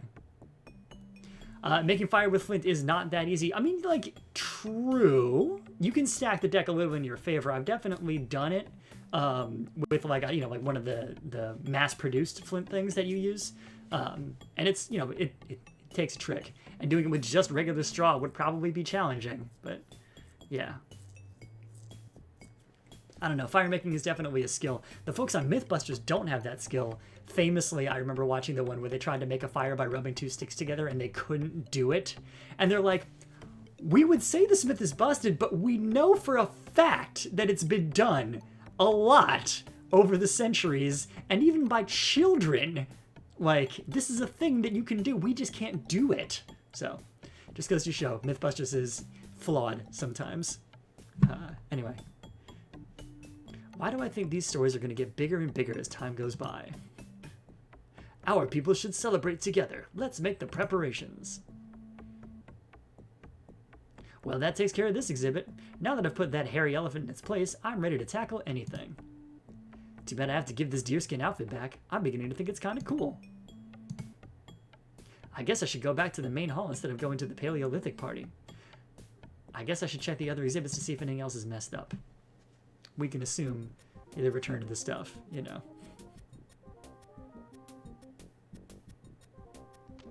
That's true, there is a trick to it and no one is perfect, Tanapengu, you are correct. I will try in vain to save again.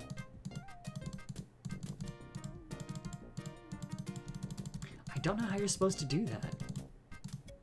Or maybe it does it automatically in this version, I don't know.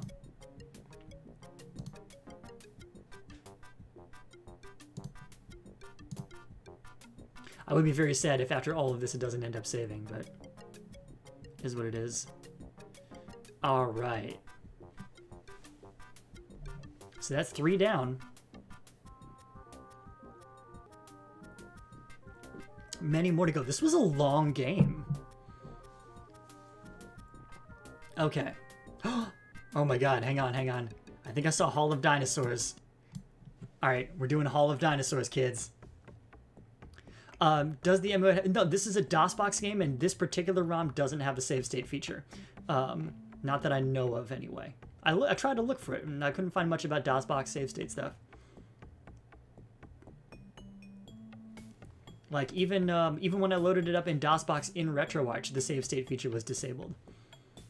That ended up not working anyway for other reasons, so I had to just use regular DOSBox. But if y'all know a way for regular DOSBox to do a save state, put it in the chat. I will happily use it. Anyway, dinosaurs were first discovered in the 1820s. Since then, their remains have been found on every continent.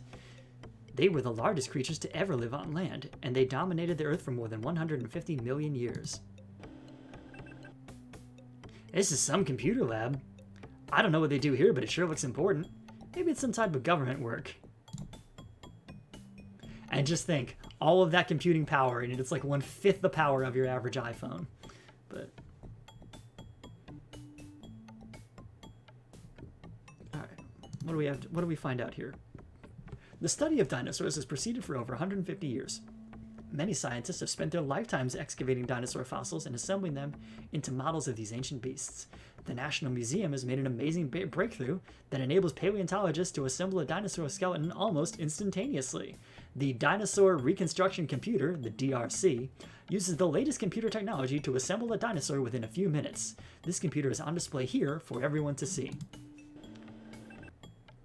Dinos on Demand.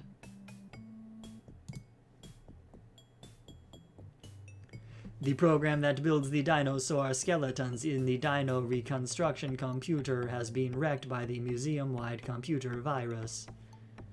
Indeed, Cyber Dino time. Yep.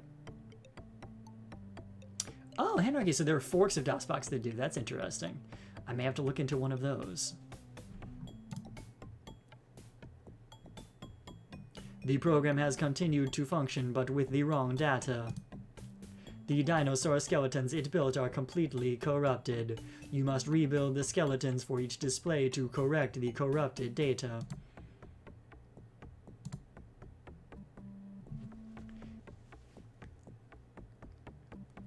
This is a dinosaur bone assembly program. Why not try the controls and take this thing for a spin around the old boneyard? Yeah, that looks like a T-Rex to me. No notes.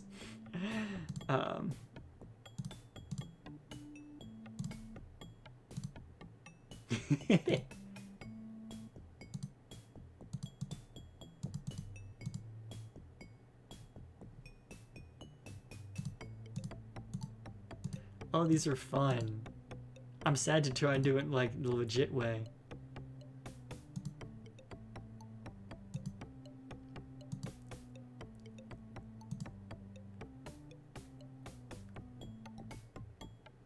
That actually looks fairly legit. I don't know. Hang on.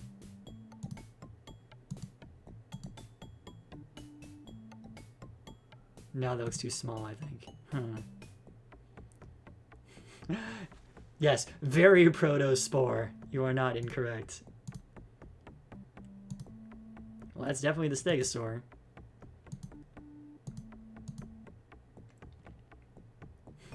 Oh, hello, Spage. This game invented the horrible mix and match fossil Pokemon like 20 years early. Oh, jeez.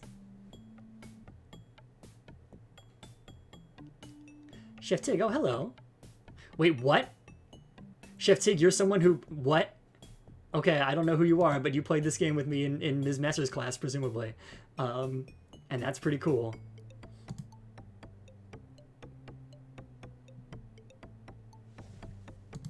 Alright, let's see here. Oh, hi, Noah! Glad to have you in the chat. Alright, let's see here. What looks like it matches?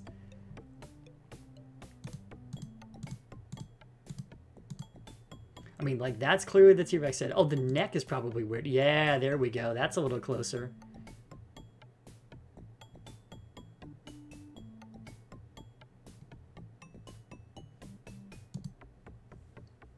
Alright. So we do this by, like... No, but I love the weird mixed up ones. They look so fun. Okay. So, let's see here. So, part of that is the Stegosaurus, for sure. Hang on.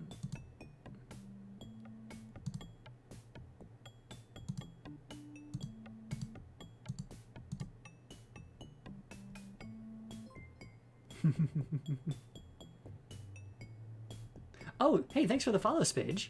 Right on. Oh my gosh, save horrible creations with screenshots, yes. Should be doing that.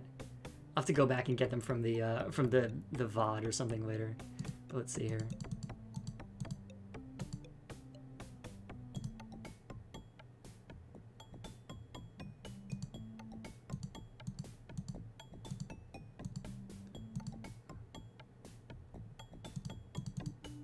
Well, Tail always matches fairly easily. Maybe that'll help me match Hindlim better. Yeah, that looks right. Alright. Stegies aren't my area of... like, man. Skeletons aren't my area of expertise to begin with, but that looks pretty legit, I think. Maybe the forelimbs are wrong? None of the other ones look... Oh, yeah, maybe there. That at least is on a flat plane.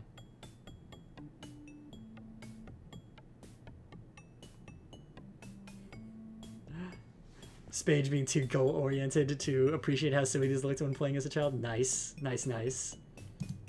Alright, Triceratops. At least this one... Oh, hang on. Oh, I can't go back. I gotta go around again. Head seems off? Yeah, we'll see. Hang on. I'll go back and check it again in a moment. Well, we know that's the head of the Triceratops, clearly.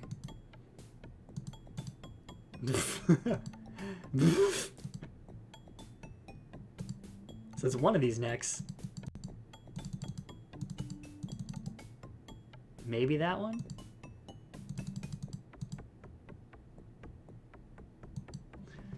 I know, right? So many of these, I'm just like, no, 15 out of 10, no notes. Exactly perfect.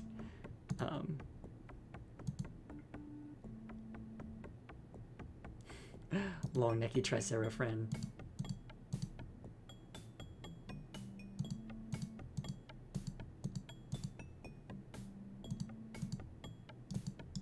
Where are those big beefy hind legs that would match this one?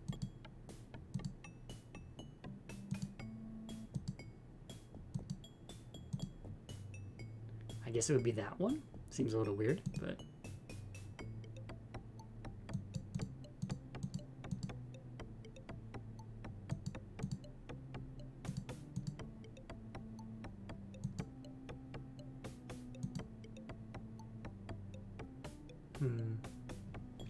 Ah, the Wright brothers won in this. Okay, we can definitely go to that one, Chef Tig. We'll do that one soon. The first one I did was the American Revolution one because that's the one I remembered best. But yeah, let's see here.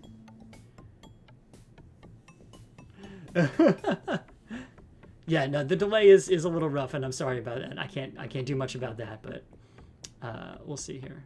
What does help do? Oh, it just gives you one? That's kind of cool, I guess. I mean, I think those forelimbs and hind limbs match.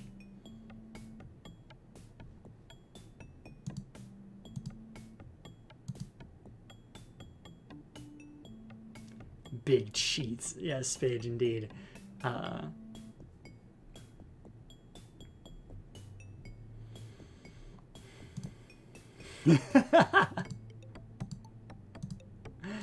the neck just gets me every time. I love it.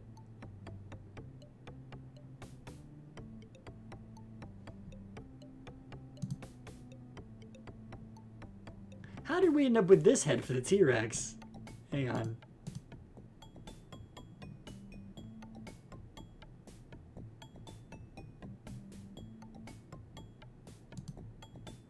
Ha!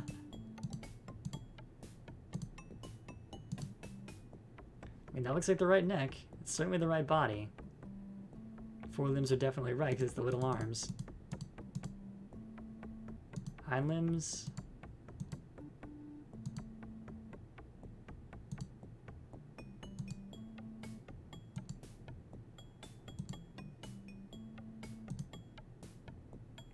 I mean, that looks right. Those look like big chasing legs.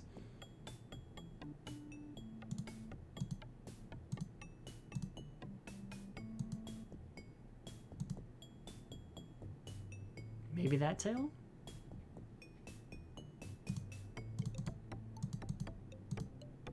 Yeah, I'm gonna go with that tail. There's a lot of these. Iguanodon. I don't know from Iguanodon saying I'm gonna go with the next one. Brachiosaur, that's the, at least I know that's one of the long-necked ones.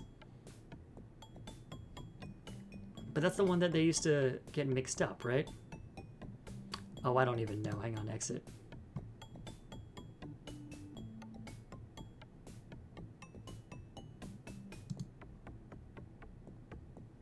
Tyrannosaurus necks, indeed. I like it. Okay, so that little head is the Brachiosaur. Good to know. I wonder how many times you can hit help. The horrible Deinonyx, yes.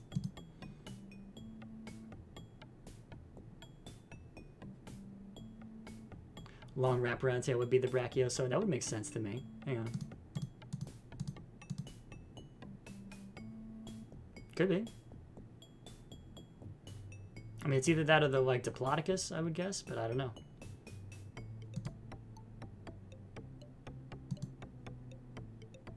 That looks like a nice match for the hind limb.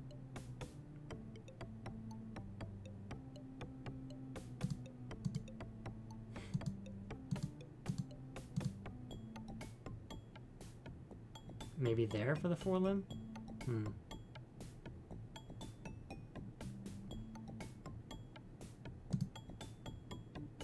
Okay, fair enough, I guess. Oh, the wraparound tail was wrong. Okay, fine. Fine. I see how it is. Oh, yeah. Oh, look at that belly. Look at that belly.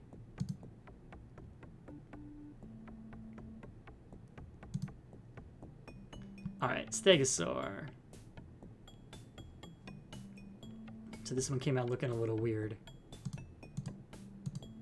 One of the hind limbs had back plates in it, I thought. No? That's weird. So it'd probably be that one. But then tail, it's got to be that tail. So what hind limb makes sense? There we go. That looks right. Now we just got to get the forelimb correct. Flying Blade with half remembered bad 90s paleontology. Heck yeah. That's what we're talking about. Alright, so that looks pretty cool. I just don't know if the head is right. Oh, that looks a little more like the head, I think. Oh, the little one.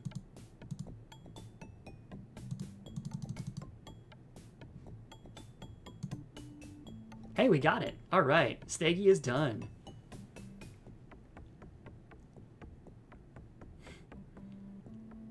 I like how doughy they look. Indeed, yes, Skyfish and the chonky.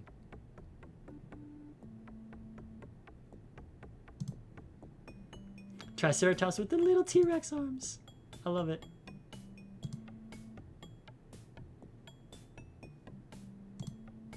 Alright, does that tail fit? That tail might fit.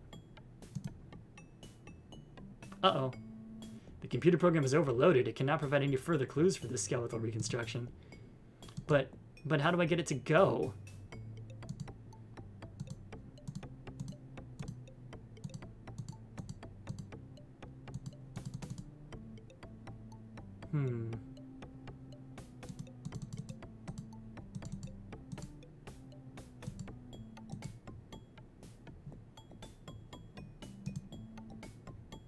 T-Rex always ends up looking so weird.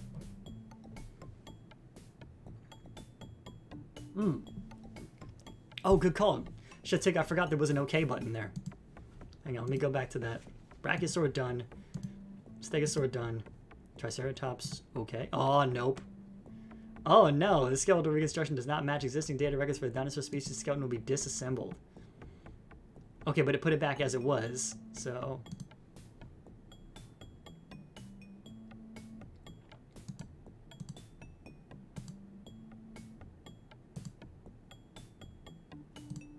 I mean, I think it's the one that has 3 toes, right?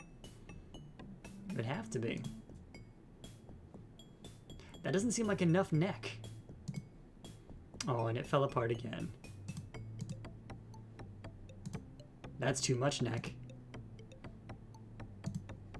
Oh, get ready to see a lot of that. Yeah, Spage with the RIP. Yeah, hang on. Hanapengu, hit us with the RIP emotes.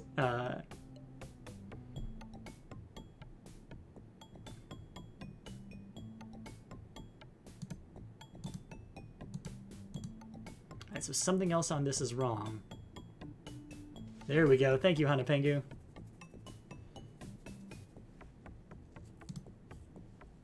I mean, it could be the tail. Hey, got it. Triceratops. All right.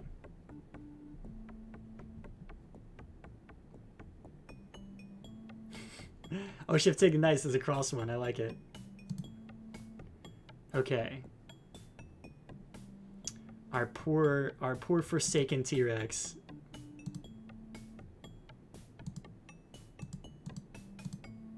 Alright, I liked the high heels one.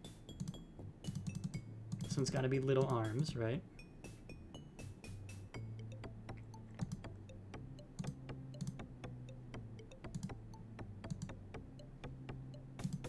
Oh, that's not it. Okay, huh. They also chonk. No shrink-rat dinos here. Very good. All right, so this is not the T-Rex. Hey, there we go. It was just the tail that was off. Gone fishing, but also with the RIP cross. Very good.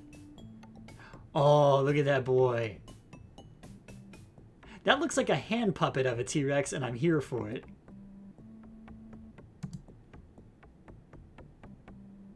Why does Iguanodon look done already? I didn't do that. They just gave me that one? Okay, sure. Iguanodon, Brachiosaurus. Ah, it's a Diplodocus. I guess also done?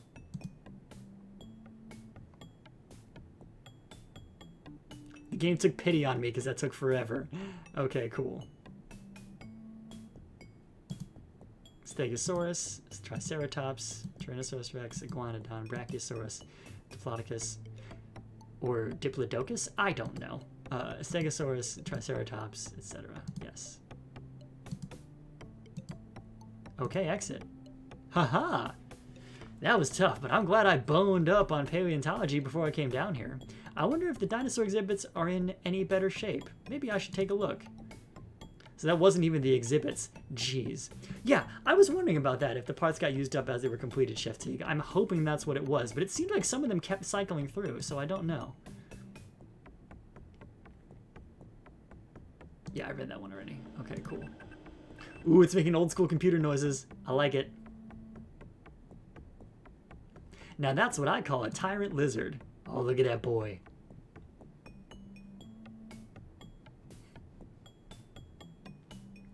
Okay. Let's see what we got here.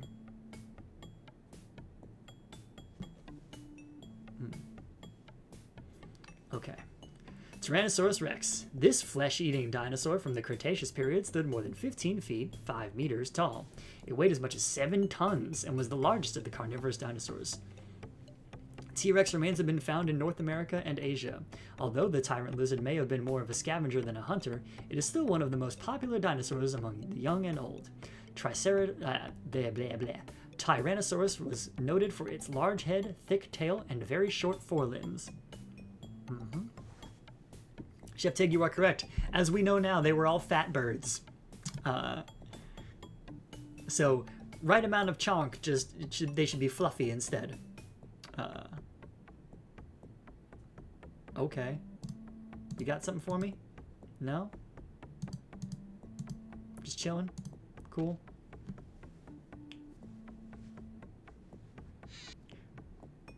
That Iguanodon looks a little like my math teacher. I wonder if he can do 3-place multiplication in his little brain.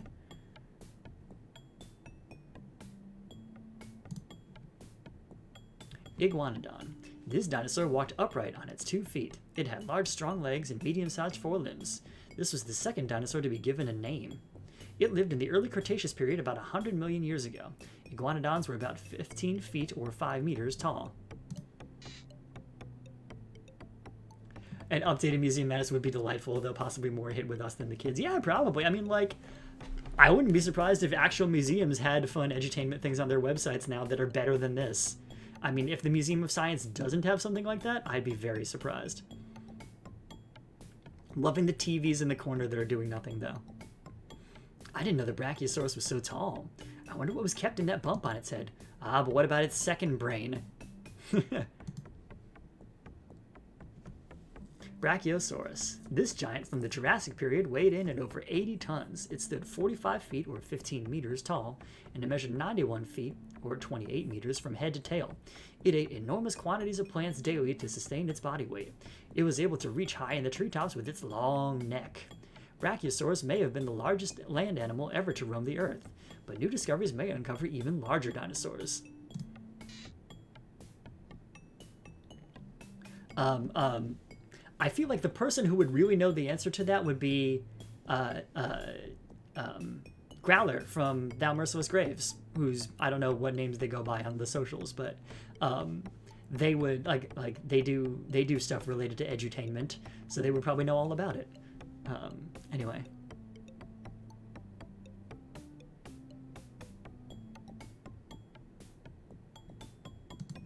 Nothing to do in any of these. I'm wondering if this was like where you were supposed to get the hints to figure out what they were supposed to look like.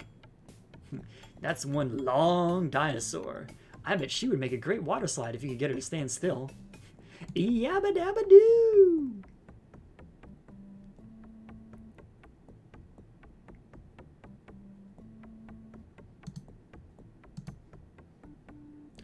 Diplodocus, or Diplodocus. This sauropod roamed the Jurassic swamps, eating tons of plants each day. It was a close relative of the Brachiosaurus and lived during the same time period. It was known for its extremely long tail and neck. The Diplodocus was also well known for the size of its feet. They were very small for such a large animal.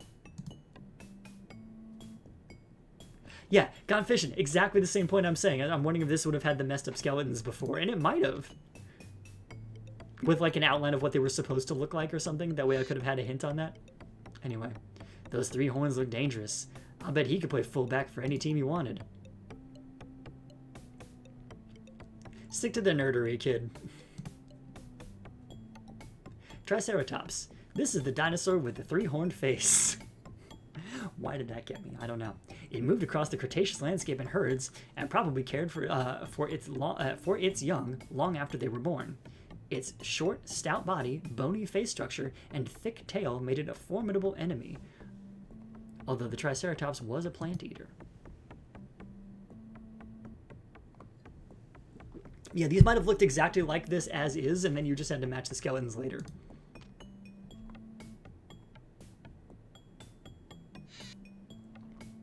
The Stegosaurus is probably a nice guy, but I wouldn't want him to get mad and hit me with that spiked tail. This is fun, but I still have work to do if I'm going to get this whole museum put back together. These guys are dynamite, but I should hustle back to the main hall and see if anything else is falling apart.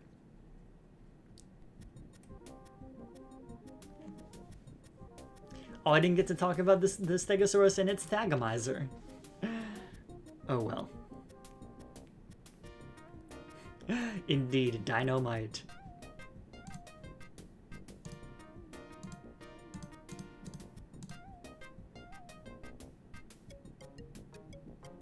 Oh, wait. Chef Tig, Nate was playing this with his daughter a week ago. Nice. Very good. Any thoughts, any notes from when they were playing it? Alright. We haven't done any comp sci ones. Robots, computer technology, discovery of radio, energy technology, simple machines. Oh, hang on a second. Chef Tig, you did the Wright brothers before, so let's do that now while you're here. On original hardware, DOS or Mac. Anyway, on December the 17th of 1903, two brothers from Ohio, Orville and Wilbur Wright, successfully flew a heavier-than-air craft. This flight was the culmination of centuries of dreams and experimentation by many people the world over. The Wright brothers' plane was the first to solve the three problems of flight that had prevented humans from joining the birds in the air. It provided enough thrust, created ample lift, and offered sufficient control to enable the craft and its occupant to fly. Yep, we did play it on Mac, and I later got a CD of it that I bought at like the A&P, because they just had it like in a kiosk or something, an end cap. And I was like, what? I need to have this. And for many years I had it for Windows 95, but then something happened to the disk in one of the various moves that happened in my life, and it was lost to time. But here we are now.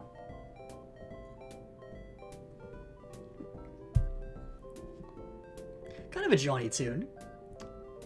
Yep. That's right, the A&P. Anyway, the Wright brothers set up shop on the beach at Kitty Hawk, North Carolina. They chose Kitty Hawk because it was one of the windiest places in the US. The wind would help provide the lift their aircraft would need. However, when they arrived in North Carolina, they still had the three problems to solve before they could build a successful airplane. Oh, yeah. Word. We'll be here when you come back. I can't talk. We have to pack. We've tried everything, but we still have three unsolved problems. We'll never get the flyer off the ground. We're returning to Ohio to build bicycles. But you can't give up. Can I help? I don't think anyone can help us, but here's a plan for a flying machine that we've been working on. Maybe you can help us solve our problem with it. Yoink. If you can solve this problem, maybe you can convince the Wright brothers to build their airplane.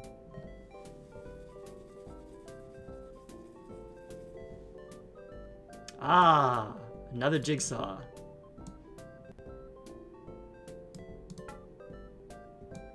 The problem is y'all don't take care of your papers.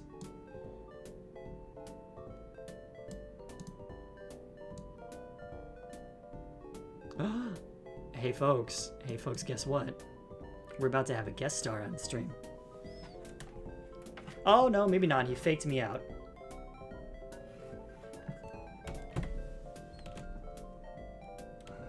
I tried. Our guest was camera shy. He wanted nothing to do with it. Anyway. Yes, no kitty yet, but we'll see. He may make an appearance. He sometimes does during streams. Ah! Okay, well. Glad you got her into the Minecrafts. Oh, there we go. Nice. No, stop. Just...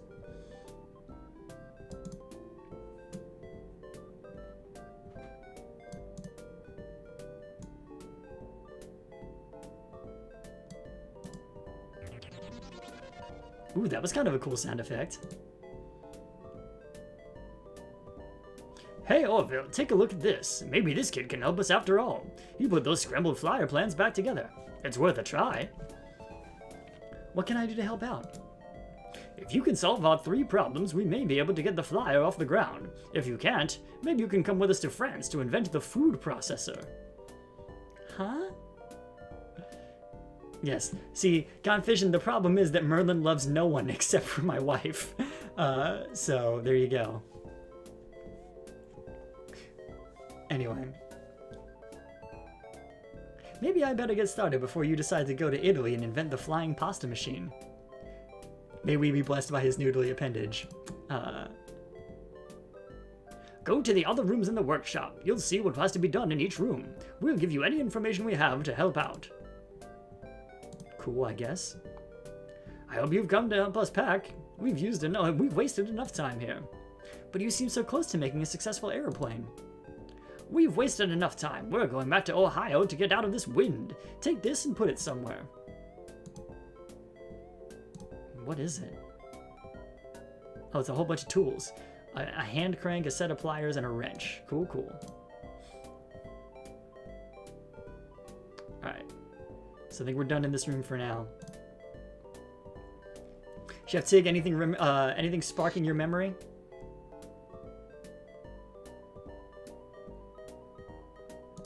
Ah, now we learned about the Bernoulli principle. We've tested this wing 1,000 times, but we can't get it to create enough lift to reach the red line on the wall. I can hardly get myself up in the morning. How am I supposed to get that wing up to the red line? The shape of the wing is the key. Try different wing shapes and test them in the wind. Good luck. So, I mean, it's trial and error, but, yeah. Okay, so I don't know if any of you have played, any of the Blendo games, but in either Gravity Ghost or 30 Flights of Loving, there's a whole sequence at the end where it, like, teaches you about the Bernoulli principle and how heavier than air flight works, and it's fascinating and oddly placed, but fun, like, and that's what I just keep thinking of for this.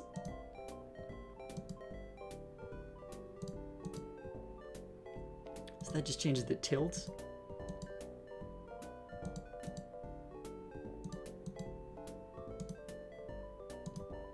I don't know. This is weird. How do I test it? What do I...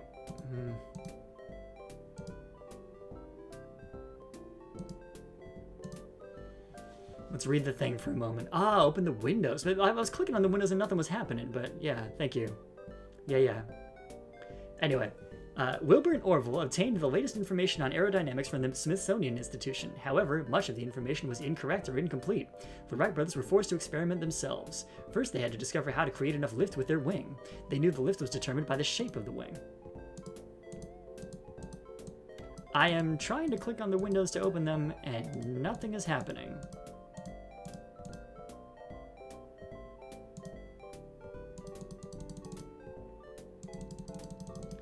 So raising all sliders to maximum. Oh yeah, that's a good point. I have these tools. Maybe one of them will help me open it. I don't know, wrench? Ah, we can wrench open the window. Very good. Kitty Hawk must be the windiest place on Earth. The beach is so close. I should have brought my windsurfer. Now that's flying.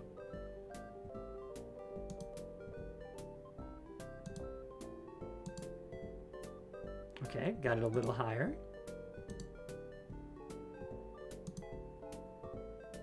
Hey, there we go. I knew you could help us. That wing problem was tough, but thanks to you, we can build the wings for our flyer. I'm glad I could give you a lift. All it took was a little brain power and a strong breeze. Orville and I will use what you've done to create a new wing. You two may get your airplane off the ground after all. Aeroplane. That's a great name. I like it. But Orville thinks it should be called a motor kite. Trust me, stick with airplane. Can you imagine if they were called motor kites? That would be very good.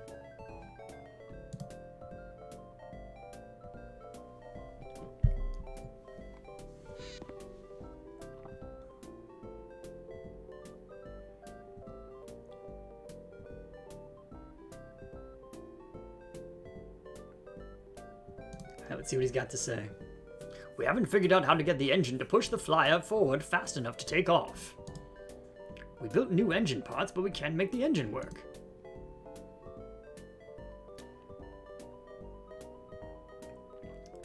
Yes, we have to get to the kite port by 2 p.m. motor kite. Yep. MKs or something. No problem. I once disassembled my dad's car and got most of it back together before he got home. Most of it back together before he got home. I'm liking this that y'all coming up with for alternate phrasing in the chat. It's very good. There's one other problem. We know we need a propeller to push the engine forward, but we can't figure out which one to use. See if you can create a propeller that will blow the wind gauge straight out. That should be enough thrust. That sounds simple enough. So why do I think it isn't going to be as easy as it sounds?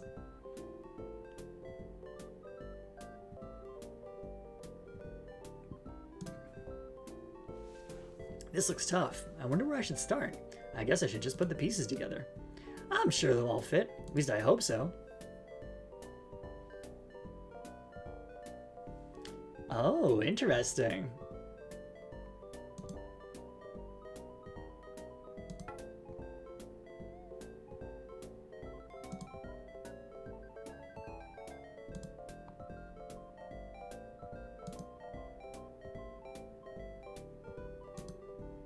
It doesn't actually tell me how any of it works, but it looks kind of neat. Ah, more cowbell. Very necessary.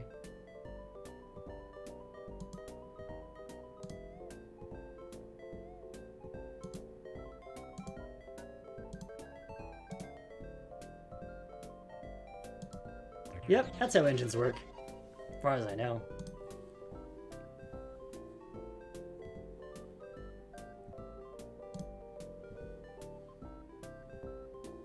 Okay, now I can choose different props.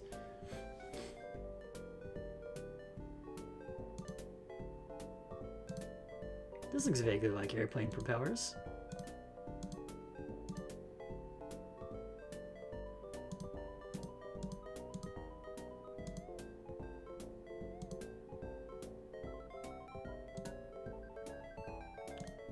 Yeah, give me that gasolina. And now we turn the crank, I assume. Hey, there we go. That's looking pretty good. Doesn't blow it all the way out, but it's pretty good. I think I'm on the right track, but I don't think this prop gives enough thrust. Maybe I should try another one.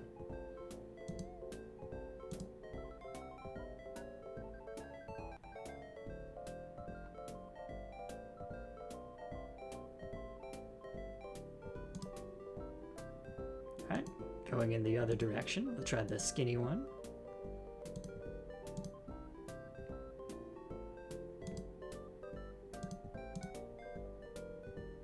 Really seems like this one shouldn't be the winner, but we'll do it anyway.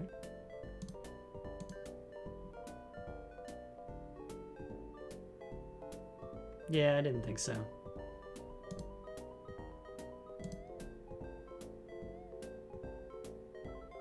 It'd be interesting if none of these are the right answer and you actually have to like make a different one.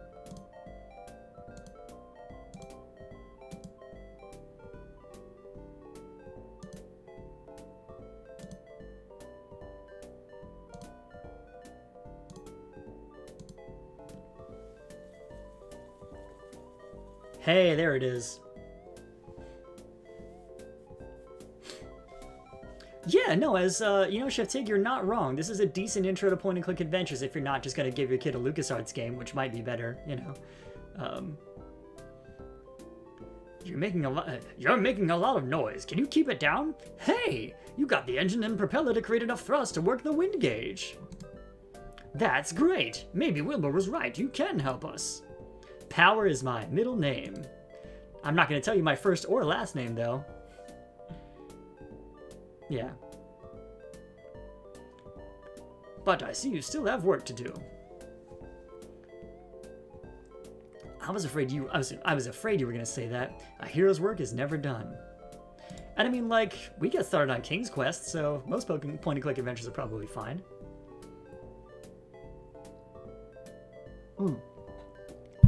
Actually, for anybody who's looking for a good point-and-click adventure for young kids and wants an interesting one with a little bit of like, special sauce to it, I recommend a game called Tsioque, Tsioque. It's gorgeous hand-drawn animation and a very cute story, which is kind of a sword and sorcery adventure tale told about a young child trying to escape from being held captive by an evil wizard. But yeah. Yep, Quest for Glory with Ben. Very accurate. I think that was the second franchise that I played a point-and-click adventure for.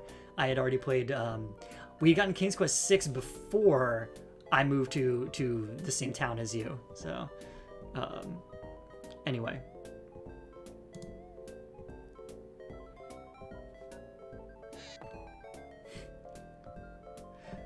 Gone Fishing, this is more sensical than many point-and-clicks, which would make it very useful for introducing concepts to kids, I would say. King's Quest V may have given you a distorted idea of how dangerous trying stuff in the world was. Spage, yeah, I mean, accurate. Only had to rub objects randomly on surfaces like once in this game. Yeah, no, this game doesn't really support the, like, combine X and Y items to make something very odd in this. It doesn't have the Hitchhiker's point-and-click adventure game problem of, like, use whatever on the fish in order to make something, like, a thing turn. But anyway. Let's see what this really says. The Wright brothers created many gliders to test their aircraft design. Their glider flights helped to solve the problem of controlling the aircraft, but something more was needed. Wilbur turned to birds as his model. He observed that birds do not have rigid wings, but can twist their wings to control their flight. He had to devise a system of controls that would allow him to maneuver his aircraft in a similar way. So now we get to airfoils, I guess?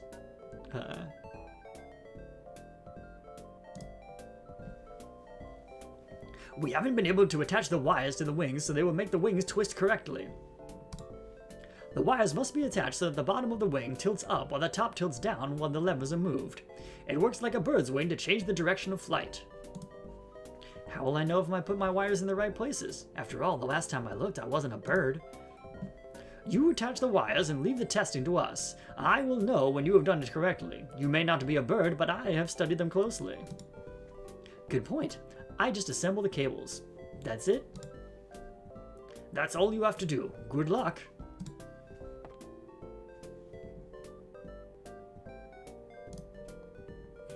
Here's where I keep my assorted lengths of wire. Good modern point and click being Kathy Rain in Gone Fishing. I've heard a lot of good things about that one. Good disillusioned college girl protagonist noir. Excellent. Like to hear that. Not enough of that in the world.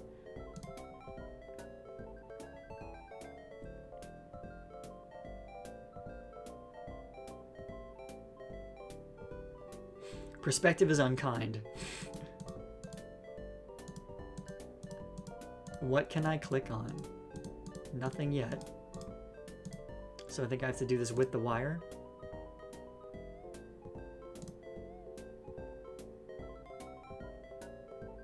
Oh, Wadget Eye games, Spage. Those are the Blackwell games for the most part, right?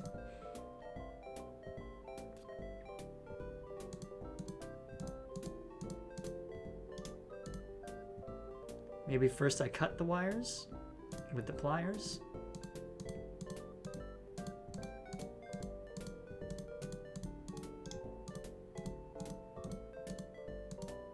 Pliers on the wires. Indeed. Oh, wait, hang on.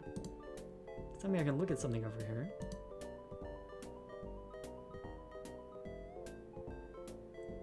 Okay, but I can't get to the...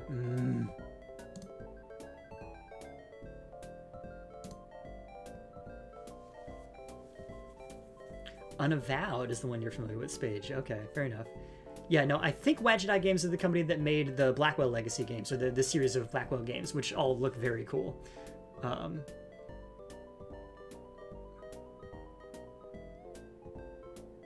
And there's another one they made that has another cool name that I can't remember. Gemini Rue, I think, was them as well.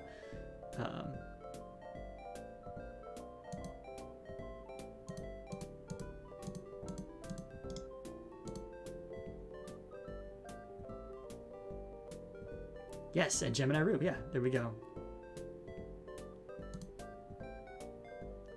Okay. Pliers. Please let me use the pliers on your plane. I would like to do the adventure.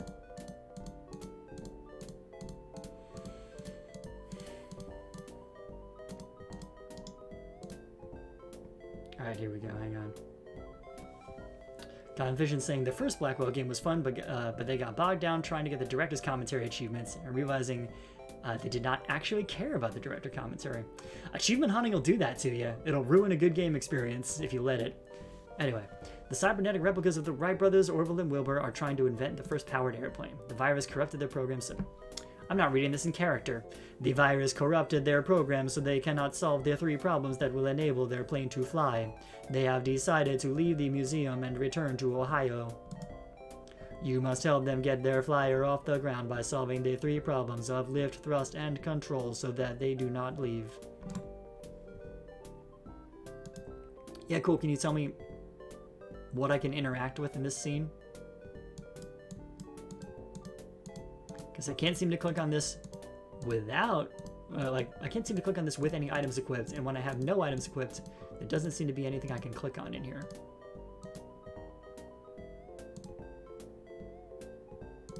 Try it again with the wire.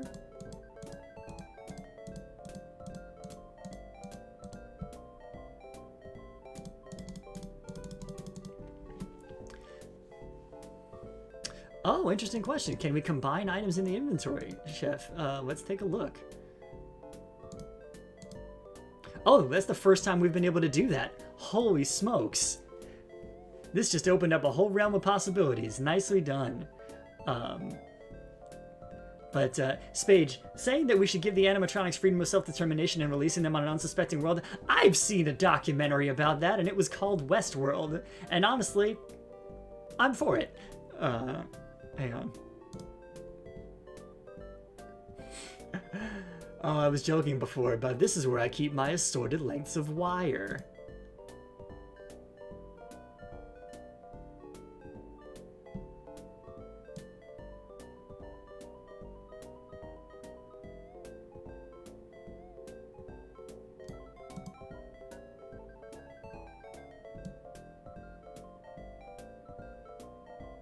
I mean, there's only really one place to put each one of these.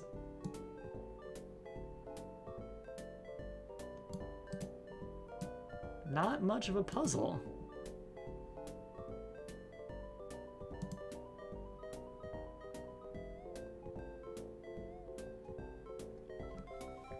You've done it! We have the solution to all 3 problems: lift, thrust, and control. That puzzle was really disappointing. But Chef Tig, you figured out the fact that you can combine items in your inventory in this one, so well done.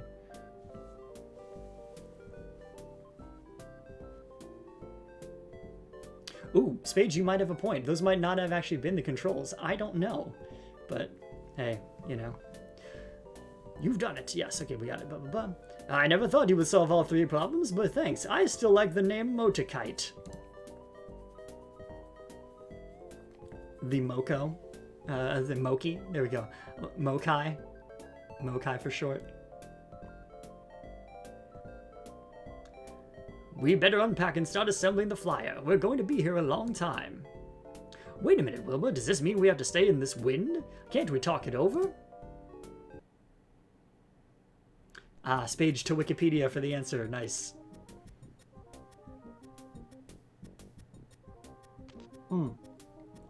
I appreciate that canonically they established that the Wright brothers didn't like Kitty Hawk very much. That is accurate. It's not a super great place to hang out. And it is interesting that 2 different states lay claim to that on their license plate insignia. Yeah. I know. Because North Carolina says first in flight, and Ohio says birthplace of aviation. Anyway. Yeah, I know. You won't save my game, though, you jerk. Alright, it's 1:45. I don't think I have enough time to do another exhibit before midnight. So we've done 1, 2, 3, 4, 5 exhibits. That's pretty good. And we still have 1, 2, 3, 4, 5, 6, 7, 8, 9, 10, 11, 12, 13, 14, 15, 16, 17, 18, 19, 20 to go. That's several more sessions of this that I can do. Oh, this is exciting. I can keep doing this.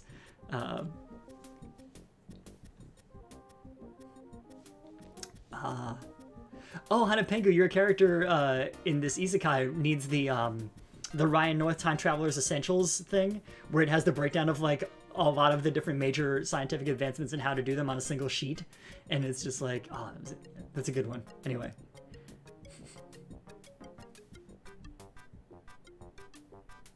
All right, so I'm gonna try one more time to save it, and then we're gonna take our chances. But maybe it's been saving. Maybe this is a version of it that was a CD, and therefore it doesn't... I don't know. Let's see here. I'm going to try pressing escape. Do you want to take a break now? Yes. Ah, should I save the information about what we did today on your disk? Yes.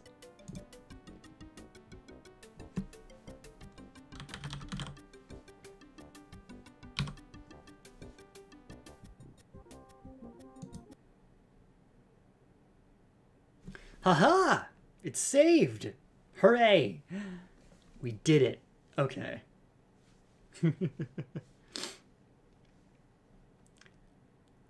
Thank you all for coming with me on this very interesting journey. I will be doing more of these. I have to find a time, but I'll post on various Discords and socials and stuff like that when I figure out when I'll be doing it again. Yes, so thank you to all of the people who tuned in this time. It's so many of you. So, starting with Hanapengu, my usual partner in streaming, and in fact, hang on, let me do a shout out here, if I can. Mod Powers. Indeed.